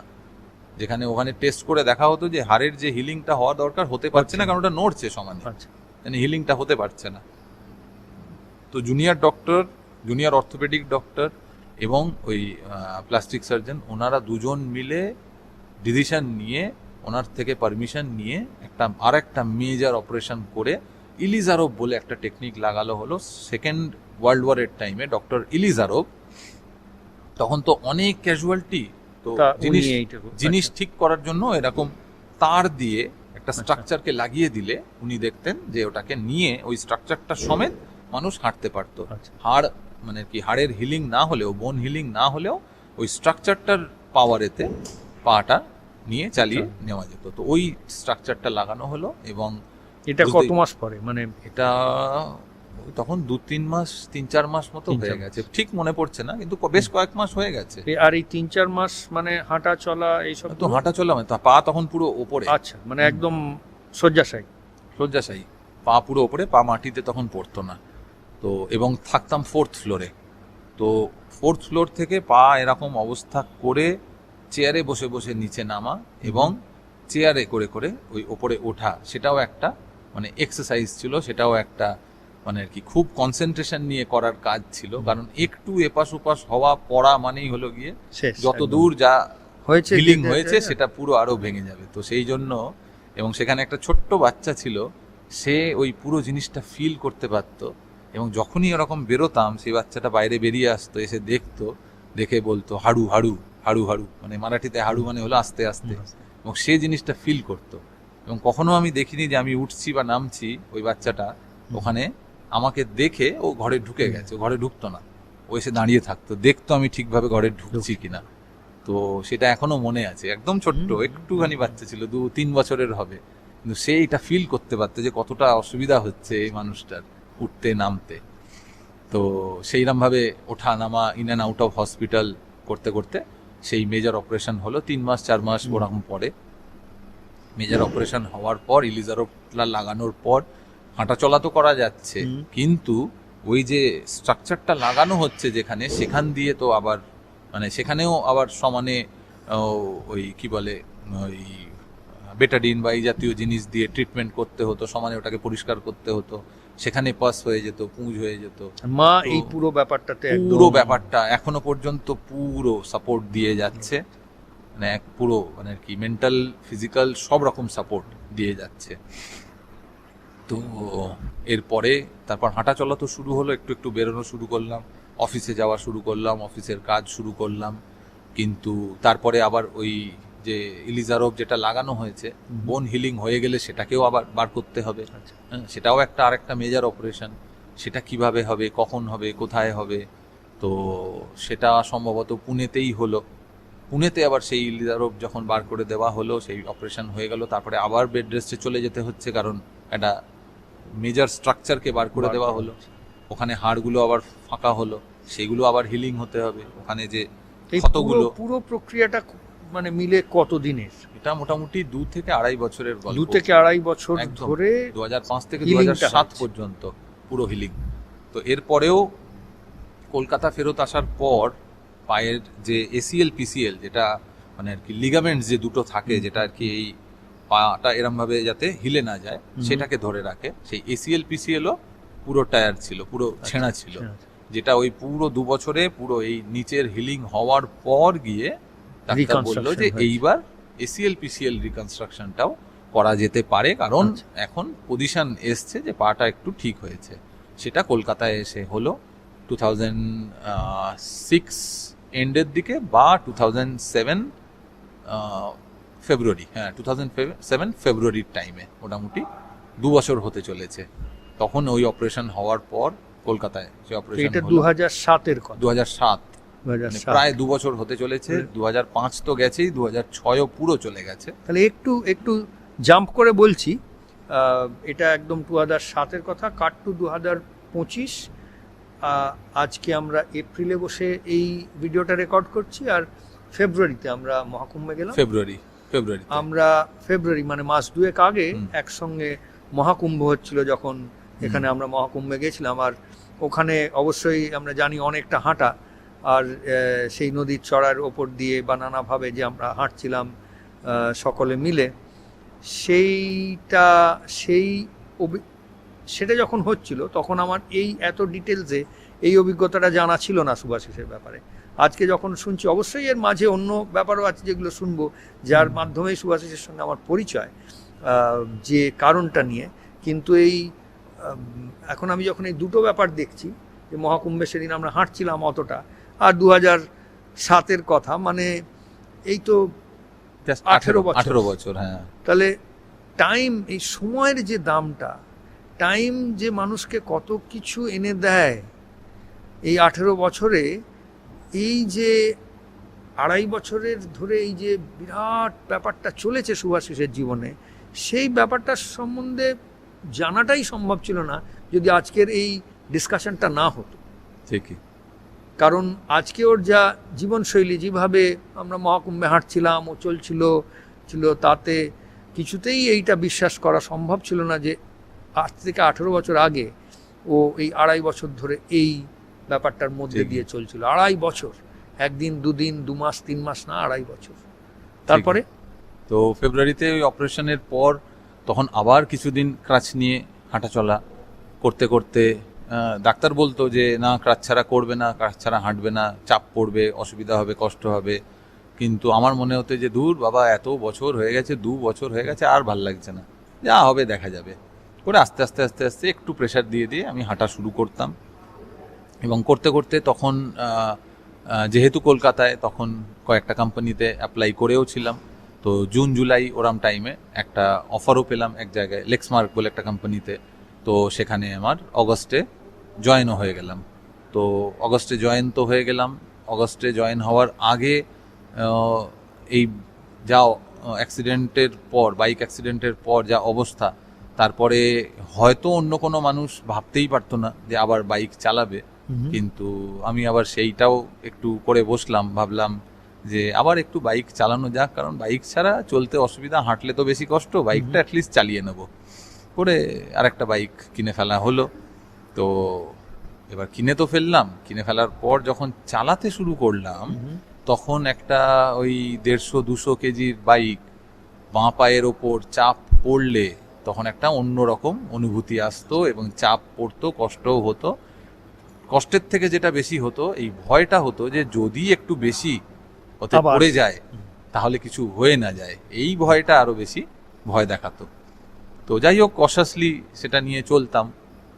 চলতে চলতে এখন তো মানে অনেকই বাইক চালাই, তো সেটা আর সেই ভয়টা আর নেই। কিছু বছর বা কিছু মাস পরে সেই ভয়টা চলে গেছিল যে না, পায়ের ওপরে আর বেশি কিছু হবে না। তো এই দিয়ে বাইকও চালানো শুরু হয়ে গেল, কাজও শুরু হয়ে গেল, সবকিছু শুরু হয়ে গেল, জীবন মোটামুটি নর্মালি চলছে, আবার ব্যাক অন ট্র্যাক হয়ে গেছে, নর্মালি চলা শুরু হয়ে গেছে। যে প্লাস্টিক সার্জন যিনি ছিলেন উনি অনেক করে বলেছিলেন যে তোমার যা অপারেশন হয়েছে তুমি কিন্তু ফিজিওথেরাপিটা অবশ্যই করো, কারণ তোমার পায়ের যা কন্ডিশন, মানে পা 2 বছর ধরে একটা পা যখন হাঁটছে না, চলছে না, তখন মাসেল লস হয়ে যায় অনেক, যেটা এখনো পর্যন্ত ভিজিবলি যেটা দেখা যায় যে এই পায়ের যে স্ট্রেংথ বা এই পায়ের যে গঠনটা তার থেকে কিন্তু অনেকটাই রোগা বা সরু হয়ে গেছিল এই বাঁ পা। তো উনি অনেক করে বলেছিলেন, কিন্তু যা হয় মানে আইটি জব, এর মধ্যে ঢুকে গেলে কাজ, বাড়ি, তারপরে এসবের মধ্যে তার মধ্যে 2008-এর ফেব্রুয়ারিতে বিয়েও করলাম। তো 2008-এর ফার্স্ট ফেব্রুয়ারি, আচ্ছা, সেটাও একটা খুব ইন্টারেস্টিং গল্প। তো সেই গল্পে মানে বিয়ে তো করলাম কিন্তু খাকে, হ্যাঁ। তো মোটামুটি গল্প শুনে যেটা বোঝা যাচ্ছে যে ছোটবেলা থেকেই একটু লাইমলাইটে থাকা, একটু আশেপাশে অনেকের পপুলার হওয়া, এবং তার মধ্যে অবশ্যই মানে আর কি বয়, সেটা তো সবসময় থাকে যে একটু মেয়েদের কাছে পপুলার হতে ভালো লাগে যে কোনো ছেলেরই। তো সেটা যখন ছিল, তো তাদের আনাগোনা বা তাদের সঙ্গে কথাবার্তা এসবের মধ্যে অবশ্যই এটা থাকতো যে তাদের মধ্যে কাউকে একটু বেশি ভালো লাগা বা কেউ কি আছে। তো আমি সবসময় ভাবতাম যে আমার যেরকম মানে আর কি বোহেমিয়ান নেচার বা আমার যেরকম উড়নচণ্ডী নেচার, তো আমার সঙ্গে কোনো মহিলার টেকা খুব মুশকিল না, আমি সবসময় মনে করতাম। সেটা আমি খুব একটা পাত্তা দিতাম না, আমি এটাই সবাইকে বলতাম যে না ভাই, আমার লাইফস্টাইল অন্যরকম, তোমরা পারবে না, তুমি পারবে না, এ নিয়ে চলা খুবই কঠিন। শুরুতে দেখে মনে হতে পারে যে বাহ খুব ভালো, এখানে এই করছে ওই করছে, কিন্তু দৈনন্দিন জীবনে এই জিনিস সবার পক্ষে সম্ভব না, অতটা সবাই হজম করতে পারবে না। তাতে অনেকে ক্ষুণ্ণ হয়ে হোক, দুঃখী হয়ে হোক চলে গেছে ঠিকই, কিন্তু অনেকে আবার চেষ্টাও করে গেছে যে না এটা সম্ভব। অনেকে তো ছাড়ে না, অনেকে মনে হয় যে না না না এটা সম্ভব, আমাদের পক্ষেও সম্ভব। তো এইরকম অনেক কিছু চলেছে, কিন্তু 2005-এর এপ্রিলে যে ঘটনা ঘটলো তার কিছু মাস আগে চলে যাই, ঘটনাটা চলে যাচ্ছে অ্যাক্সিডেন্টের ঘটনার কিছুদিন আগে, মোটামুটি ফেব্রুয়ারি 2005, অফিসের আরেনার প্রোগ্রাম সব হয়ে গেছে, খুব পপুলার, সবাই এসে খাবার দাবার দিচ্ছে, এইসব ঘটনা তো হচ্ছে। তো এই সব দেখে জাবির বলে একজন ছিল, জাবির বলে অফিসে একজন ছিল, সে দেখলো সুভাষিস ছেলেটা তো খুব পপুলার দেখছি, তো এ তো অনেক ছেলে মেয়ে সবার সঙ্গেই কথা বলে, তো তার পছন্দ একজনকে, সে হলো স্মিতা। তো সে তখন মনে করলো যে সুভাষিস ছেলেটাকে যদি বলি ও ঠিক গিয়ে বলে দেবে, কারণ ওকে দেখেছে যে ওর সঙ্গেও কথা বলছে। জাবিরের মানে স্মিতাকে ভালো পছন্দ হয়েছে। তো আমাকে এসে বললো যে সুভাষিস এক বাত है, तो ऐसा थोड़ा पसंद है तो तुम थोड़ा हेल्प कर सकते हो। बोले क्या हेल्प चाहिए? बोला जाके थोड़ा तुम अगर बोल देते हो, Introduce करे हाँ दीजिए। बोल देते हो कि ऐसा ऐसा है तो थोड़ा हेल्प होगा। बोला हाँ ठीक है, मेरे लिए तो कोई बात नहीं है। হ্যাঁ, ঠিক। কিছুক্ষণ পরেই আমি গিয়ে বললাম যে শোনো তোমার সঙ্গে একটু কথা আছে, তো একটু চলো ওপরে। স্মিতাকে? হ্যাঁ স্মিতাকে, চলো ওপরে ব্রেকেতে গিয়ে তাহলে একটু কথা বলবো। বললো কি ব্যাপারে কি? বললাম বলবো, এটা 5-10 মিনিটের ব্যাপার, কোনো কিছু না, ব্রেক হলে একসঙ্গে যাব। হ্যাঁ ঠিক আছে। ব্রেকে একসঙ্গে ওপরে গেলাম, গিয়ে বসে বললাম যে এরম এরম জাবির বলে একজন, তার পছন্দ, তো কি বলবো তাকে, কিছু বলবো, কি বলবো সেটা একটু বলো, ও কারণ আনসার এক্সপেক্ট করছে ও। তো বললো যে না না না, তুমি ওকে বলে দাও যে এরম কিছু মানে আর কি আমি ইন্টারেস্টেড নই, আর তুমি বলে দাও যে আমার বয়ফ্রেন্ড আছে। বললো আচ্ছা ঠিক আছে, বলে দেবো, কোনো ব্যাপার না, কিন্তু সত্যিকারে কি আছে? বললো না সত্যিকারে নেই, কিন্তু বলে দাও যে আছে। হ্যাঁ ঠিক আছে। আমি তখন গিয়ে এসে বললাম যে নেই ভাই, कोई चांस नहीं है, वो थोड़ा उसका तो बॉयफ्रेंड है, तो ঠিক। বলে এবার যা হয় সে একটুখানি মুছড়ে গেল মুছড়ে হয়তো। পড়লো। এবং আরেনার পার্টিতে আমার মনে আছে এখনো পর্যন্ত সে আর কি খুব কান্নাকাটিও করছিল পিছনে, মানে আর কি পার্টির পিছনে ব্যাক স্টেজে যেটা হয়, হুম, হুম। হ্যাঁ, সেখানে বসে দেখছি তার দুই বন্ধু তাকে সামলাচ্ছে এবং সে খুব কান্নাকাটি করছে, নেই यार ऐसा नहीं सोचा था, ऐसे हो जाएगा यार, क्यों मेरे साथ ही ऐसा क्यों हुआ, যেরকম আমরা সিনেমাতে হ্যাঁ, দেখি একদম সিনেমার স্টোরির মতো সেরকম হচ্ছিল। তারপরে আর কোনোদিনও হয়তো জাবিরের সঙ্গে আমার দেখা হয়নি, কিন্তু যদি জাবির এটা শুনছে তাহলে দেখছে ভালো। তো ভান্ডা ফুড়ে দিল পুরো, বাংলা বুঝতে পারবে না, সেটা একটা সুবিধা। তো এরকম হয়েছিল। তো এই তো ফেব্রুয়ারির তারিখটা ঠিক মনে নেই, তো ফেব্রুয়ারিতে এই তো ঘটনা ঘটলো। তাতে স্মিতার সঙ্গে আমি সেরকমভাবে কথা বলতাম না, কারণ আমি যেচে খুব একটা মেয়েদের সঙ্গে কথা বলতাম না যারা আর কি একটু ইন্ট্রোভার্ট বা একটু কম কথা বলে। হ্যাঁ, আরেক ধরনের মেয়েদের সঙ্গে আমি কখনোই কথা বলতাম না যারা একটু আর কি, যাদেরকে মানুষ সুন্দরী বলে মনে করে।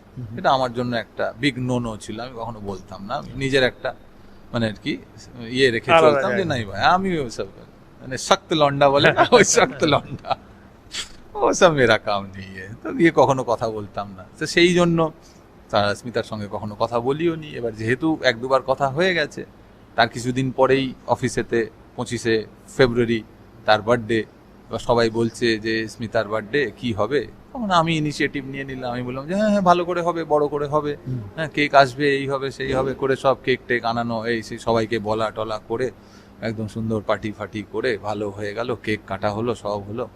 এবার সবাই তো কেক মানে কেটে কেটে সব দেওয়া হচ্ছে একদম ফর্মালি, ইয়ে করে খাচ্ছে। এবার ও খুবই গম্ভীর ধরনের মানুষ, তাকে তো কেউ খুব একটা ভাবতেই পারে না যেরকম হঠাৎ করে মুখে কেউ কেক টেক লাগিয়ে দেবে। এবার আমি দেখছি যে বার্থডে হচ্ছে, কেক কাটা হচ্ছে, সবাই খুব ফর্মাল ভাবে ফর্মাল ভাবে করছে, কেক মুখে না লাগালে দড়ি না হয়। আমি নিয়ে সঙ্গে সঙ্গে মুখে লাগিয়ে দিয়েছি। ও কোনো রকম এক্সপ্রেশন দিল না, মানে খুব খারাপ লাগলো বা খুব ভালো লাগলো এরকম কোনো এক্সপ্রেশন নয়, যেটা ওর স্বভাব। তুমি এতদিন দেখে তো বুঝেছো যে কোনো সেরকম ভাবে অত বেশি এক্সপ্রেস করে না, সোজা চুপচাপ বাথরুমে গিয়ে মুখটুক ধুয়ে চলে এলো।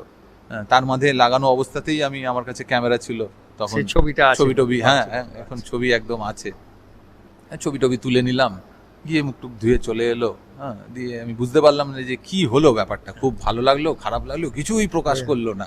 তো আমার জন্য ওটা একটা মানে আর কি Intrigue। হ্যাঁ, এটা মানে এটা রহস্য। কিউরিয়াস একটা রহস্য টাইপের ব্যাপার, যে হলোটা কি, যে একজন মানুষকে এরকম ভাবে কেক টেক লাগিয়ে দিলাম, সবাই একটু মানে ঘাবড়েও গেল যে ছেলেটা কি করছে, এরকম ভাবে কেক লাগিয়ে দিল, কিছু এক্সপ্রেশন দিল না, কিছু হলো না। তার মধ্যেও আমি একটু মানে আর কি বলে দিলাম যে পার্টি बर्थडे तो हो गया, फिर पार्टी कब है?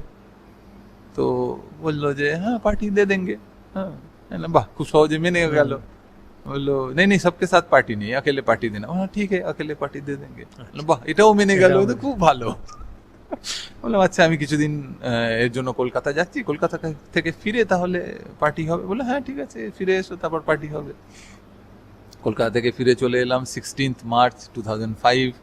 হ্যাঁ, বললাম আমারও ছুটি ওরও ছুটি, আমি বললাম চলো তাহলে আজকে পার্টি। বললাম হ্যাঁ চলো। বলে যাওয়া হলো। হোয়াইট নয়েজ বলে তখন একটা সিনেমা ছিল, নামটা কি করে মনে রয়ে গেছে জানি না। আচ্ছা, হ্যাঁ, এটা মানে খুবই বোরিং টাইপের একটা সিনেমা।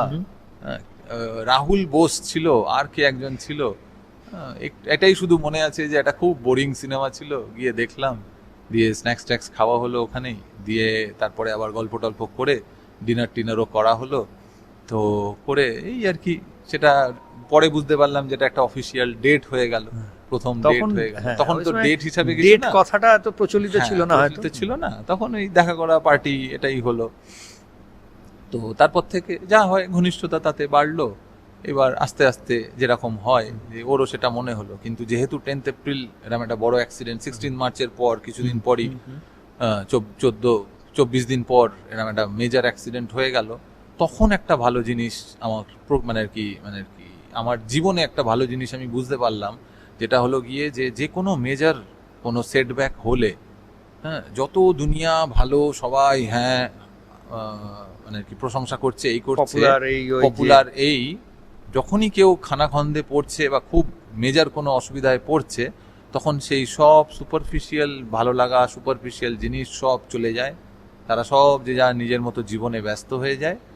আর কিছু মুষ্টিমেয় মানুষ যারা সত্যিকারের কোনো মানুষকে ভালোবাসে, তারা কিন্তু ঠিক রয়ে যায়।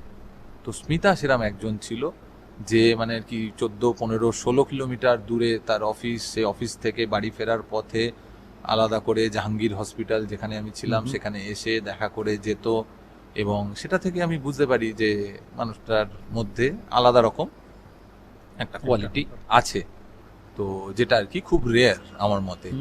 তো সেটা একটা one of the main reason যে আমার মনে হয়েছে যে এই কতটা রিহ্যাবিলিটেট হবে কি হবে না হবে সেটাও তো তখন জানা যাচ্ছে না, কিছু বোঝা যাচ্ছে না। এবার তার বাড়িতেও সে পরে বলেছে যে তখন বিয়ের জন্য চাপ প্রেশার ছিল, কিন্তু সেসবকে সাইড রেখে থামিয়ে রেখে সে তখন এই জিনিসটাকে নিয়ে চলেছিল। এবার পরে তো আমি বুঝতে পারি যে পৃথিবীতে আর যাই পাই না কেন, এরকম সাপোর্টিভ মানুষ আমার পক্ষে খুঁজে বার করা খুব কঠিন। তো সেই জন্য আমি কখনো ভাবিনি যে এরকম মানুষকে আমি ছেড়ে দেবো। তো সেটা one of the main reason যে আমি এই ডিসিশনটা নিই যে না, এই লাইফ পার্টনার হিসাবে আমার জন্য যতই উড়নচণ্ডী হোক না কেন, সেই উড়নচণ্ডীকে কিন্তু লাইনে নিয়ে এসছে স্মিতা ঘোষ এখন। মানে সেই মানুষের জীবনে পরিবর্তন আসার জন্যেও এই যে ট্র্যাজেডিগুলো, এগুলো মানুষের পরীক্ষা, ঠিক যে একটা পরীক্ষা হিসেবে নিই। বা ওর হাসি দেখে, ওর যখন এই সব ঘটনার সম্বন্ধে কথা বলে, হাসি দেখে পরীক্ষা থেকে বেশি খেলা মনে হয়। হ্যাঁ, এরপরে মানে কি জীবনটাকে আমি একটা খেলা হিসাবেই নিয়েছি। সেখান থেকে এই যে যেভাবে আমাদের পরিচয়টা যেখানে, সেটা আমি একটু চট করে বলি যে আমাদের অলভ্য মুনি আমাদেরই ব্যাচমেট, আইআইটিতে আমরা একসঙ্গে পড়াশোনা করেছি।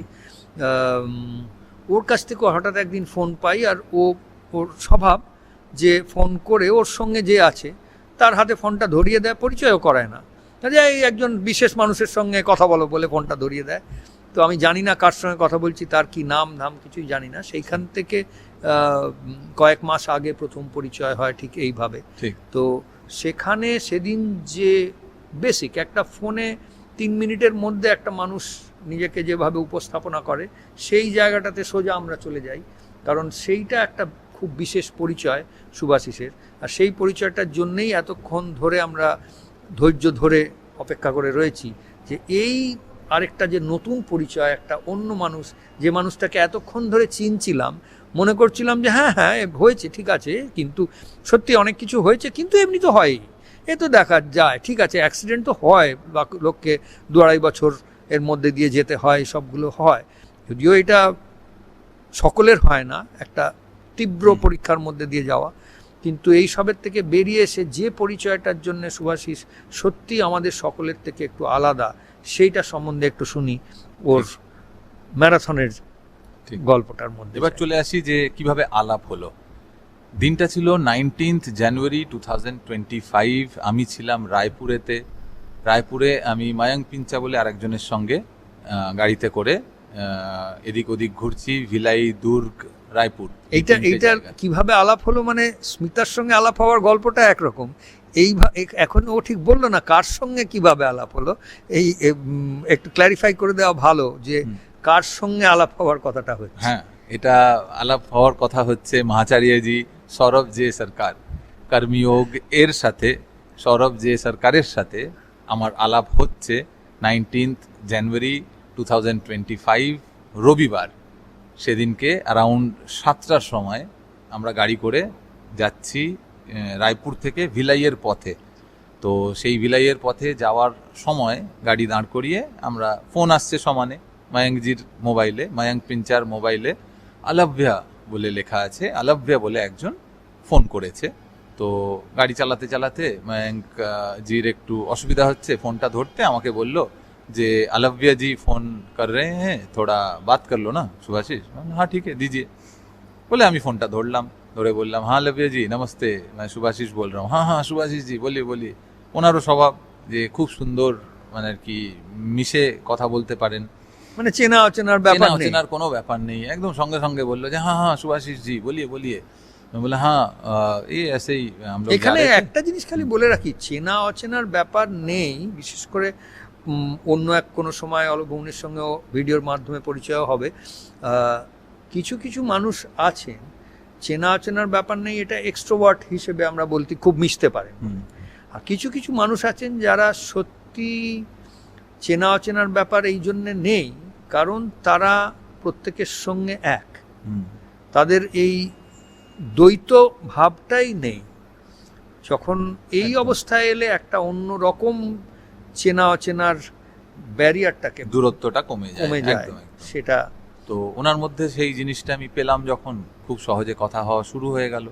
এবার ওনাকে আমি বললো যে হ্যাঁ বলিয়ে আপকে বারে মে থোড়া বলিয়ে, বলে আমি একটা 30 সেকেন্ড আমার পাওয়ার ইন্ট্রোডাকশন আছে, তো আমি সেটা যেই বললাম সঙ্গে সঙ্গে শুনে উনি ঘাবড়ে গেলেন, বললেন আরে বাপ রে आपने तो बहुत कुछ कर लिया जिंदगी में।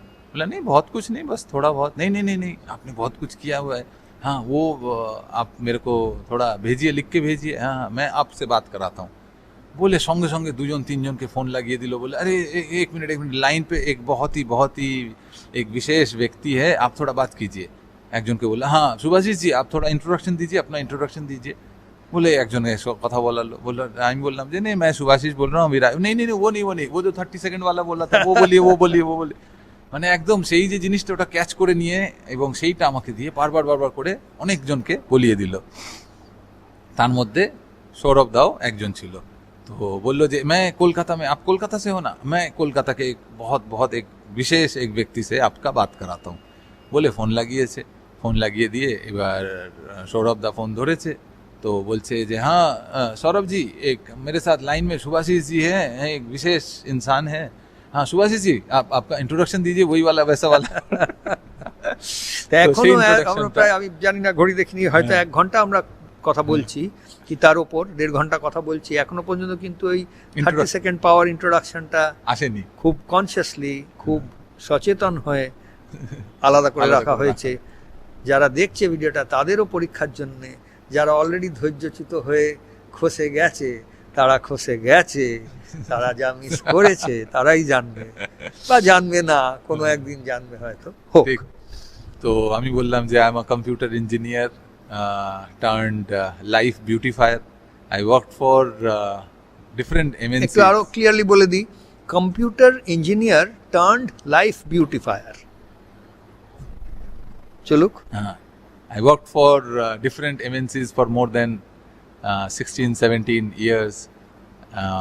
I'm a India Book of Record holding ultra marathoner. I ran 60 kilometer with 2 major difficulties. I'm on a mission to help 100,000 people to transform their life. I'm on a mission to make this world a better place for living for all. তো এই কথাটা বলার সাথে সাথে সৌরভ দাও একটুখানি 2-3 সেকেন্ডের pause নিল, নিয়ে বলল যে বাহ খুব ভালো লাগলো শুনে, আলাপ করে খুব ভালো লাগলো।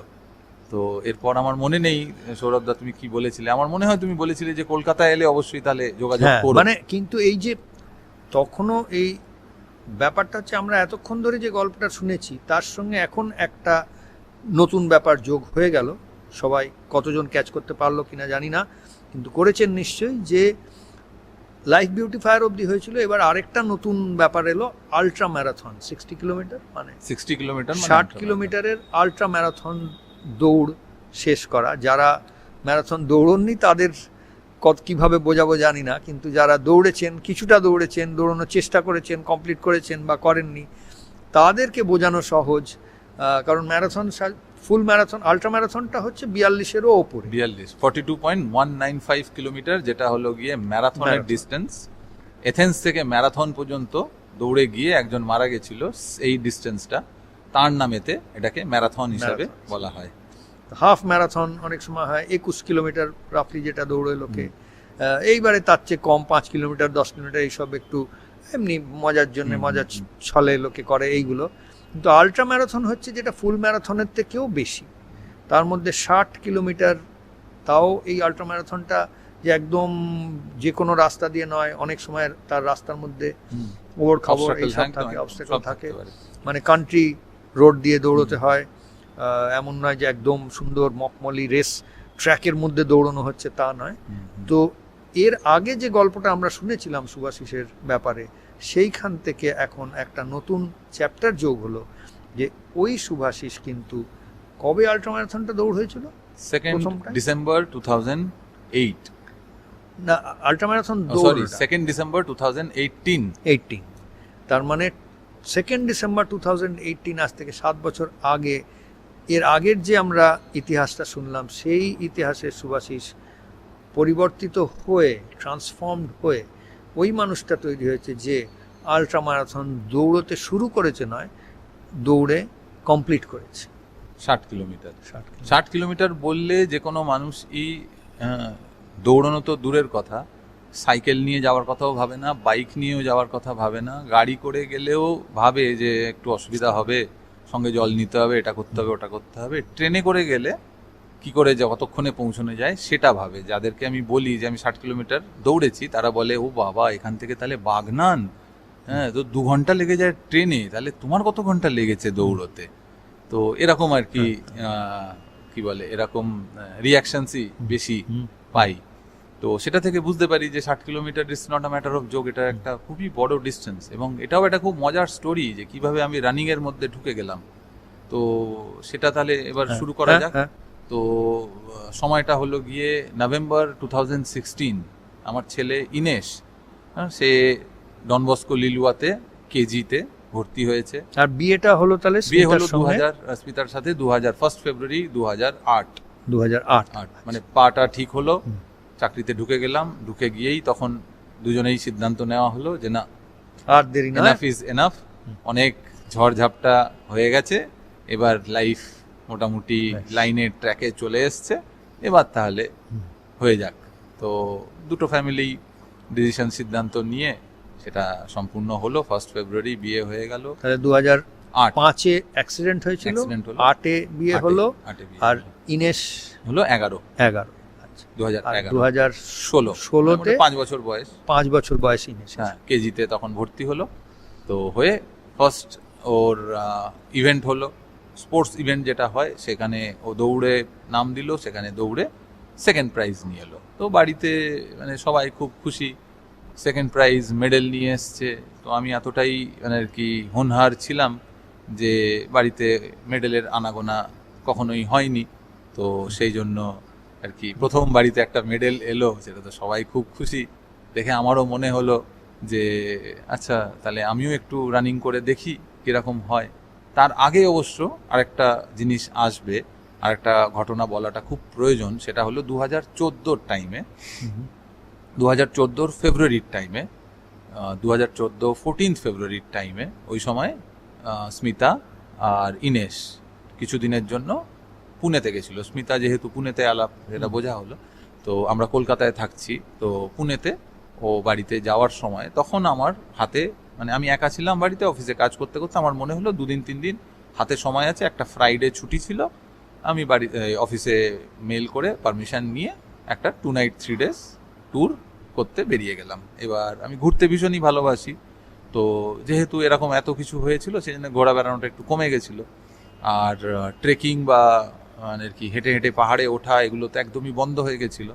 তো 2014 ওই সময় আমার মনে হলো যে একটু করাটা দরকার, আবার শুরু করা দরকার। কারণ ব্যাক অফ দ্য মাইন্ড ওই জিনিসটা মাথার মধ্যে ছিল যে ওই প্লাস্টিক সার্জন, ওই ডাক্তার বলেছিল যে তোমার কিন্তু ফিজিওথেরাপিটা করাটা ভীষণ দরকার, ওটা তুমি অবশ্যই করবে। তো সেই জন্য 2014-এ ঘুরতে বেরোলাম। মায়েনাম এটা রাবাংলার কাছে। রাবাংলা থেকে মায়েনাম তেন্ডং বলে দুটো জায়গা আছে, মানে নর্থ বেঙ্গলে। হ্যাঁ, নর্থ বেঙ্গলে। ওখানে 13 কিলোমিটার। তো জীবনে 1-2 কিলোমিটার হাঁটা তখন আমার কাছে খুব বড় ব্যাপার ছিল। মলেতে যদি শপিং করতে যাওয়া হতো তো আধ ঘন্টা, ম্যাক্সিমাম 15 মিনিট থেকে আধ ঘন্টার মধ্যে পা টন করতে শুরু হয়ে যেত। আমি বসে যেতাম, দিয়ে বলতাম যে তোমরা শপিং করো, হয়ে গেলে আমাকে বলো, একসঙ্গে আমরা চলে যাব। তো এরকম লেভেলের আমার পায়ের স্ট্রেংথ ছিল। সেখান থেকে হঠাৎ করে এই ডিসিশন নিয়ে 13 কিলোমিটার গেলাম, 13 কিলোমিটার ফিরলাম একদিনে 26 কিলোমিটার ট্রেকিং করলাম এবং পাহাড়ে। এবং তাতে বেশ ভালো রকম আর কি পায়ের ওপর চাপ পড়লো, অসুবিধা হলো, কষ্ট হলো, ব্যথা হলো। আর তারপরের দিন আবার তেন্ডং বলে আরেকটা জায়গা, সেখানে চলে গেলাম। এবং এটা খুবই স্ট্র্যাটেজিক্যালি এমনভাবে প্লেস করা হয়েছিল যাতে 29 ফেব্রুয়ারি টাইমটা এমন আসে যেই সময় আমি যেন পাহাড়ের মাথায় থাকি। এবং তার সিগনিফিকেন্স হলো গিয়ে 29 ফেব্রুয়ারি 2004 একটা অ্যাক্সিডেন্ট হয়েছিল আমার। 2004 মানে বুঝতেই পারছেন, লিপ ইয়ার, 29 ফেব্রুয়ারি সেই জন্য এসছিল।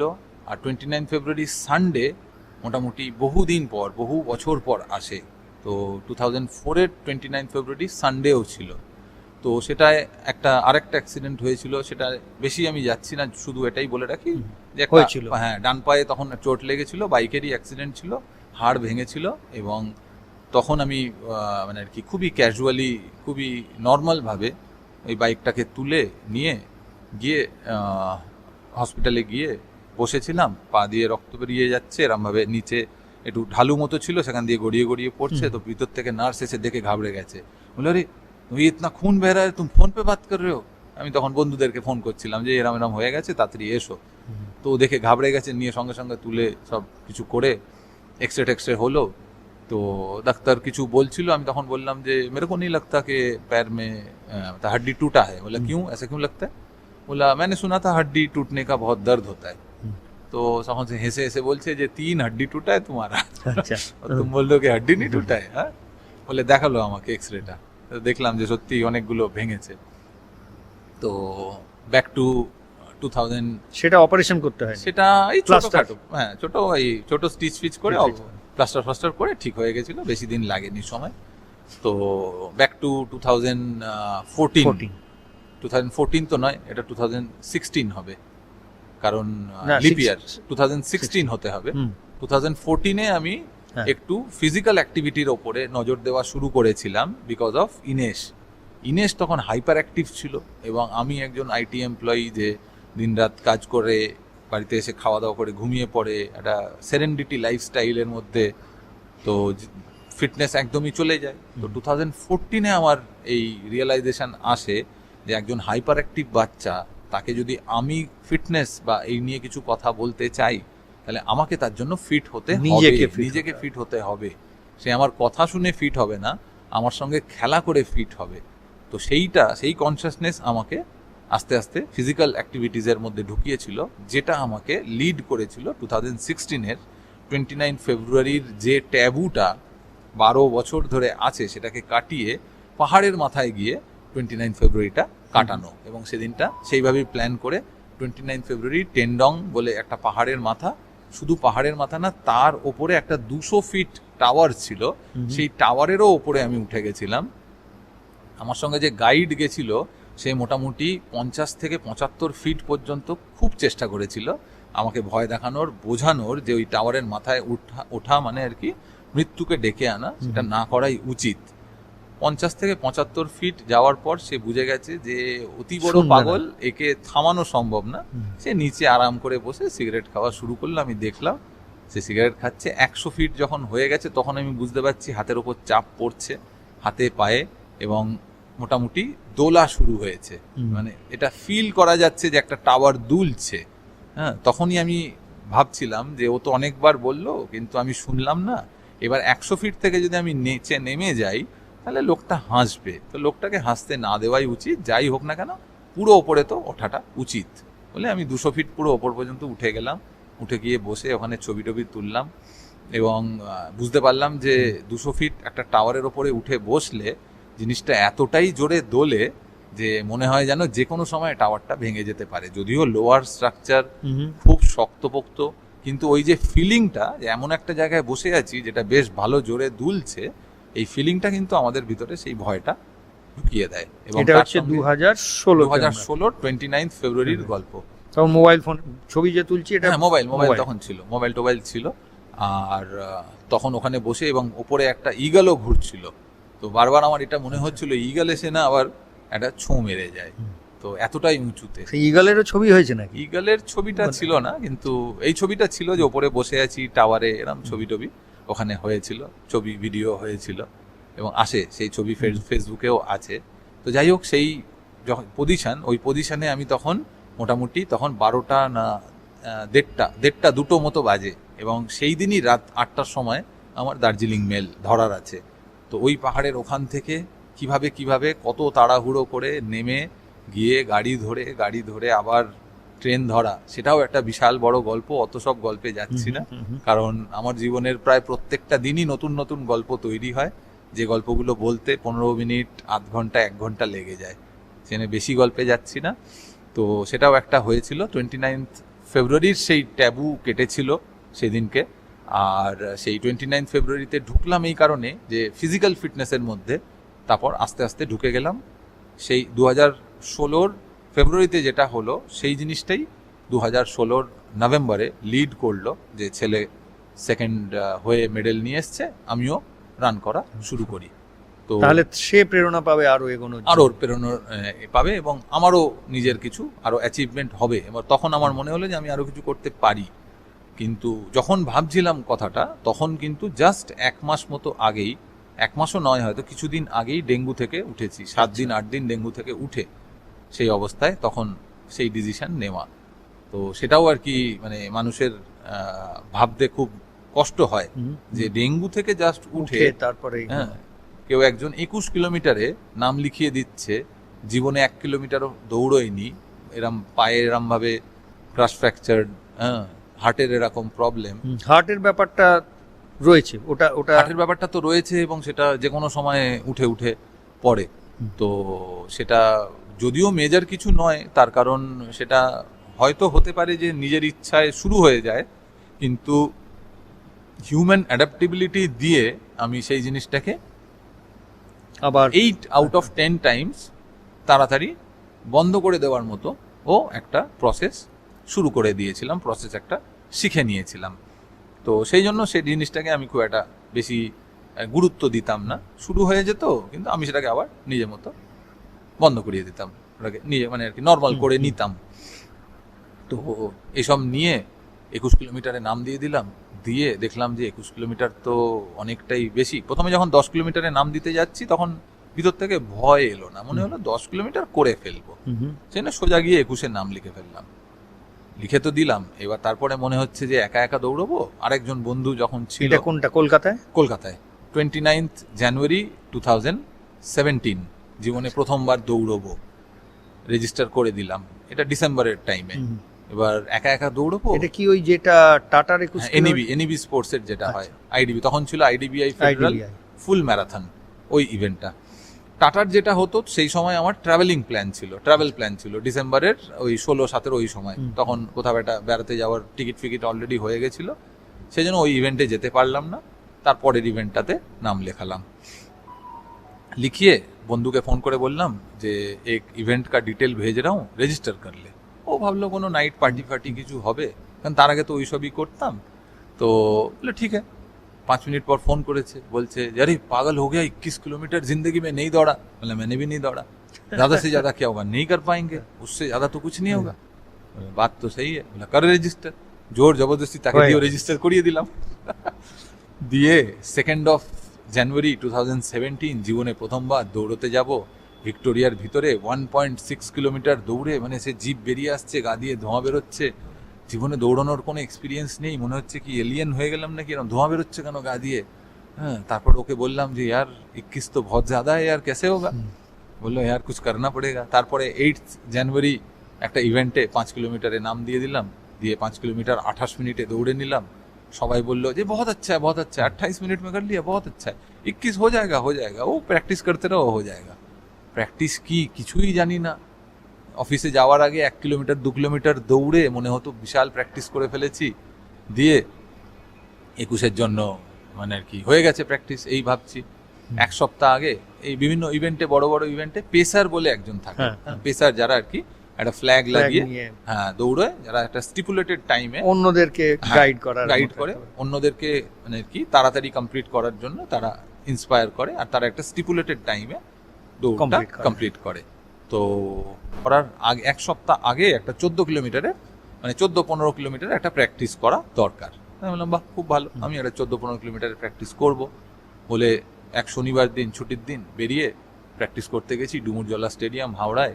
এবার ঠিক সেই সময় ওই হার্টের ওই প্রবলেম হয়েছে, আর এমন হয়েছে সেটাকে আর রাস্তায় বেরিয়ে ঠিক করতে পারছি না, দিয়ে বাড়ি ফেরত এলাম। ওরম অবস্থাতেই বাড়িতে ফেরত এলাম। এবার বাড়িতে যেটা হয়, স্মিতা বলছে, ওয়াইফ বলছে যে এই এসব কি দরকার তোমার, এসব উল্টো পাল্টা করে বেড়াচ্ছ, এতে এরকম অসুবিধা হচ্ছে, তোমার করার দরকার নেই, ছেড়ে দাও, বাদ দাও।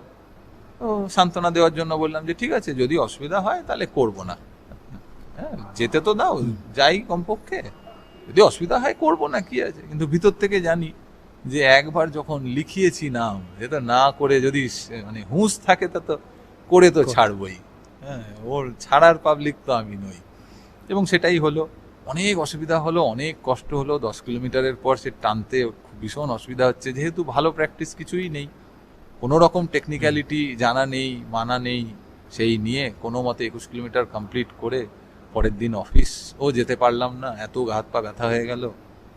স্পাটা করিয়ে কোনো মতে ঠিক হলো, কিন্তু এই নেশাটা ধরে গেল। যারা যারা বিশেষ করে ম্যারাথন করলে সকলেই এটা জানে যে প্র্যাকটিস আর এই সবগুলো তো নিশ্চয়ই একটা মানে প্রফেশনাল হয়ে ভালোভাবে করলে, কিন্তু আলটিমেটলি সেই ঘুরে ফিরে মনের জোর, আর তার থেকেও বেশি মনটাও একটা জায়গার পরে গিয়ে একদম রেশনালাইজ করা যতক্ষণ না বন্ধ করে ততক্ষণ পেরোনো খুব মুশকিল। সেই জন্যই একটা গোল্ডেন রুল রানিং এর বলে, the real run starts when you are about to stop.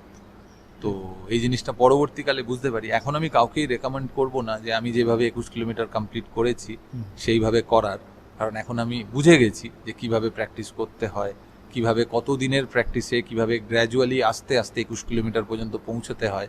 তো সেগুলো এখন জানা আছে বলে এখন কাউকে বলবো না, কিন্তু যেভাবে হোক তখন হয়ে গেছে এবং সেই নেশাটা লেগে গেছে। তারপর সেই সপ্তাহে সপ্তাহে কখনো কলকাতায়, কখনো হায়দ্রাবাদ, মুম্বাই, দিল্লি, ব্যাঙ্গালোর, গ্যাংটক, দার্জিলিং, এখানে সেখানে যেখানে রান হচ্ছে সেখানেই চলে যাচ্ছি। উইকেন্ডে গিয়ে দৌড়ে চলে আসছি। অফিসে সবাই দেখছে ফ্রাইডে মিটিং করছি, আবার সানডে দেখছে হায়দ্রাবাদে দৌড়চ্ছি, আবার মানডে 11টার সময় দেখছে অফিসে মিটিং করছি। জিজ্ঞাসা করছে যে তুই কি সানডে কোথায় ছিলি?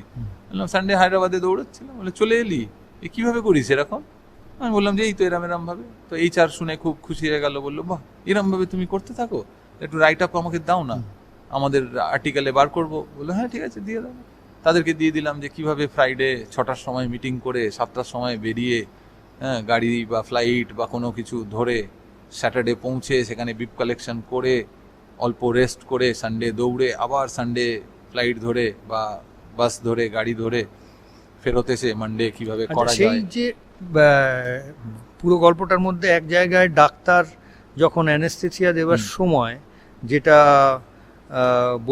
বলেছিলেন যে আরে কিতনা পিতা হে রে তু, এইটা ওই গল্পটা এই ফিটনেসের সঙ্গে কোথায় এসছে? এই ফিটনেসের সঙ্গে মোটামুটি গল্পটা এরকম ভাবে যাচ্ছে যে 2015 ফার্স্ট মে 21 মে 2015 কোনো রকম ভাবে মানে আর কি কোনো একটা কারণে সেই যে অ্যালকোহল বন্ধ হলো বা তার আগেও মানে বিয়ের পরই জিনিসটা মোটামুটি অনেক কমে গেছিল, যেটা কলেজ লাইফে যেটা হয় যে একদম পার্টি এই সেই বন্ধু বান্ধবের সঙ্গে, সেটা তো আস্তে আস্তে অনেক কমে যায়। 2015 থেকে একদমই বন্ধ হয়ে গেল সেটা, এবং সেটা ফিটনেসের জন্য খুব হেল্পফুল। তাহলে 2015 পরে কোনোদিন অ্যালকোহল আর ছোঁয়াই হয় না আজ পর্যন্ত মোটামুটি 10 বছর হয়ে গেছে।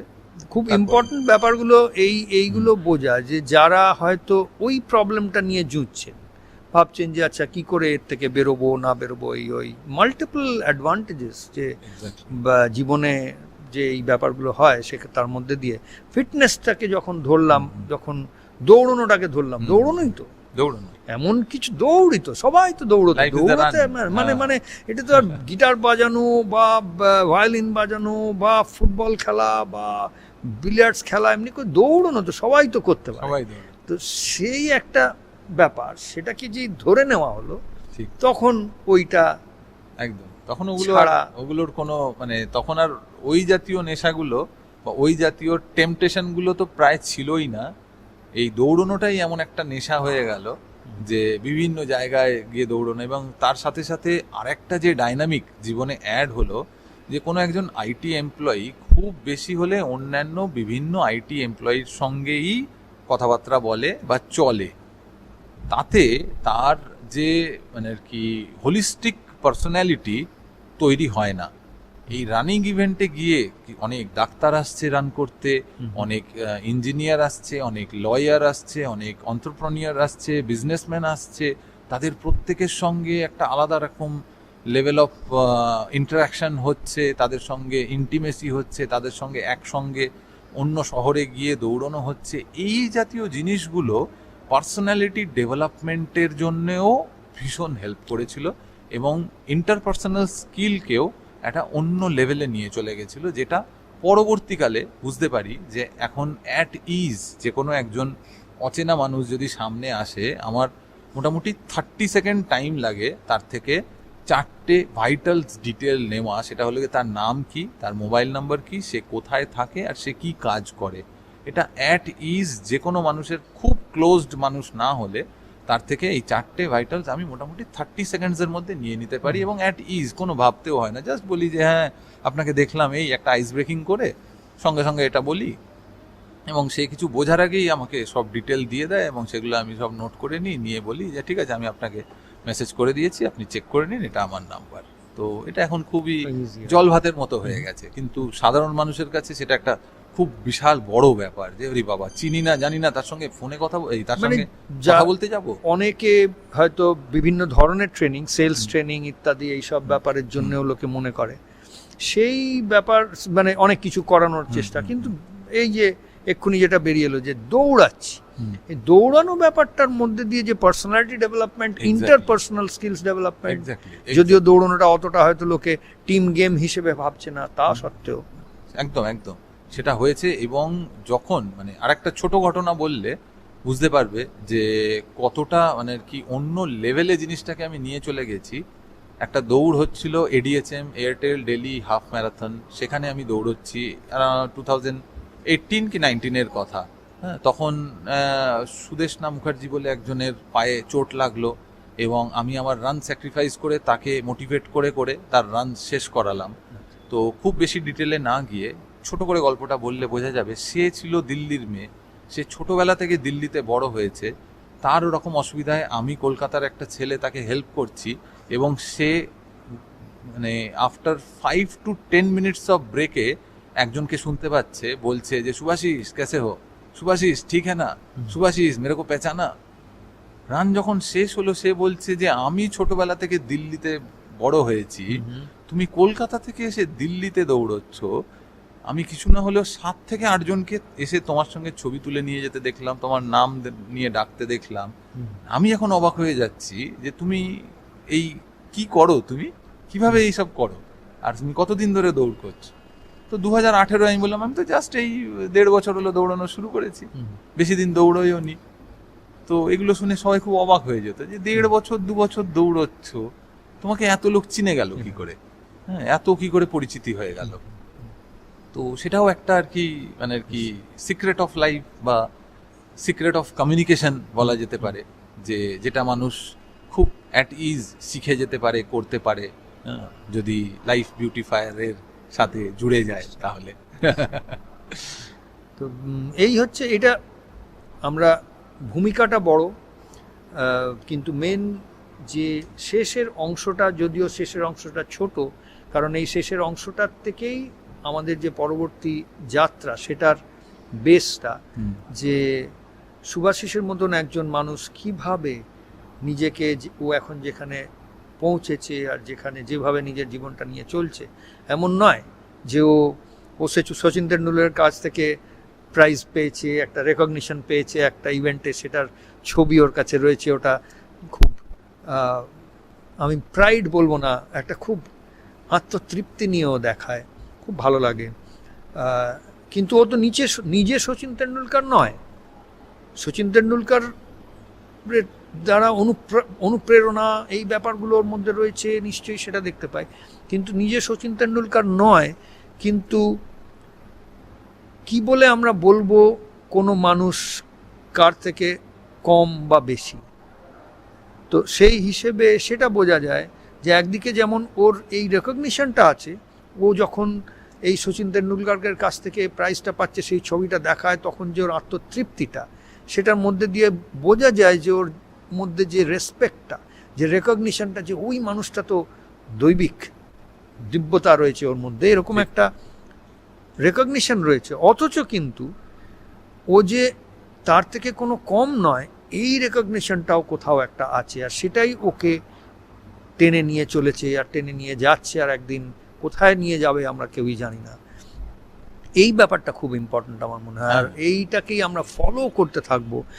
তাই জন্য এটা ভাববেন না যে এই যে আজকের লম্বা, এটাকে বলে লং ফরম্যাট, আজকাল পডকাস্টের ফরম্যাটে বলা হয় লং ফরম্যাট। একটা সময় ছিল যখন বলা হতো 7-8 মিনিটের বেশি খুব জোর, তার বেশি দুজন লোক বসে শুধু কথা বলছে, এইটা কে আর কত শুনবে, বোরিং ব্যাপার। কিন্তু দেখা যাবে যে এই লং ফরম্যাট, এতক্ষণ ধরে বিশেষ কিছু হলো না, শুধু একটা মানুষ কথা বললো তার ব্যাপারে, এটাকেও শোনার জন্যে এনাফ মানুষের ইন্টারেস্ট রয়েছে। যখন এটাতে 100, 200, 1000, লাখ এইভাবে ভিউজ পাবে, তখন মানুষ বুঝবে যে এটার মধ্যেও একটা কত দম রয়েছে। আর আমাদের দিক থেকে প্রমিসটা এটাই যে গল্পটা কিন্তু শেষ নয়। আমরা এতটা ভূমিকা করলাম গল্পটা শুরু করার জন্যে, এর পরের যে গল্পটা সেটা রিয়ালিটি শোর মতন। এটা শুধু ব্যাক স্টোরিটা হলো শুভাশিসের জীবন কিভাবে লাইফ বিউটিফায়ার হিসেবে, মানে ও নিজের পরিচয়টা এখন দেয় যে লাইফ বিউটিফায়ার, কর্মযোগের সঙ্গে যুক্ত হয়ে যে ব্যাপারটা হয়েছে। এখানে আমরা Vatika, the biophilic studio at IIT Kharagpur research park, যেখানে এই শুটিংটা হচ্ছে, এখানে আমাদের যে একটা তীর্থযাত্রা চলছে, যে এরকম যে বাটিকায় এই শুটিংটা হচ্ছে, এমনি মিলিয়ন বাটিকাস গল্প, যে আমরা 10 লক্ষ এরকম বাটিকা স্থাপনা করব। সেই স্থাপনা করার যে যাত্রা, সেই যাত্রা আমাদের শুভাশিসের মতন মানুষদের সঙ্গ না পেলে সম্ভব নয়, এটা জেনেই এগোনো। আর এটা আমরা করব মানে এই আমরা বা যারা এই বাটিকাটার মধ্যে এখন বসে রয়েছি তারা নয়, যারা সবাই শুনছেন, যে যখন যেখান থেকেই শুনছেন, সকলে মিলে এই যাত্রা আমাদের শুরু হয়ে গেছে। আর এই যাত্রাটাই আমাদের রিয়ালিটি শো। শুভাশিসের জীবনটাও আমাদের রিয়ালিটি শোর একটা পার্ট। সেই রিয়ালিটি শোটা নিজের মতনও চলবে, একটা বড় রিয়ালিটি শো তার মধ্যেও চলবে। দেখা যাক এটাকে আমরা কতটা তুলে ধরতে পারি, কতটা উপস্থাপনা করতে পারি অ্যাজ উই গো অলং। আজকের মতন এতটাই থাক। একদম।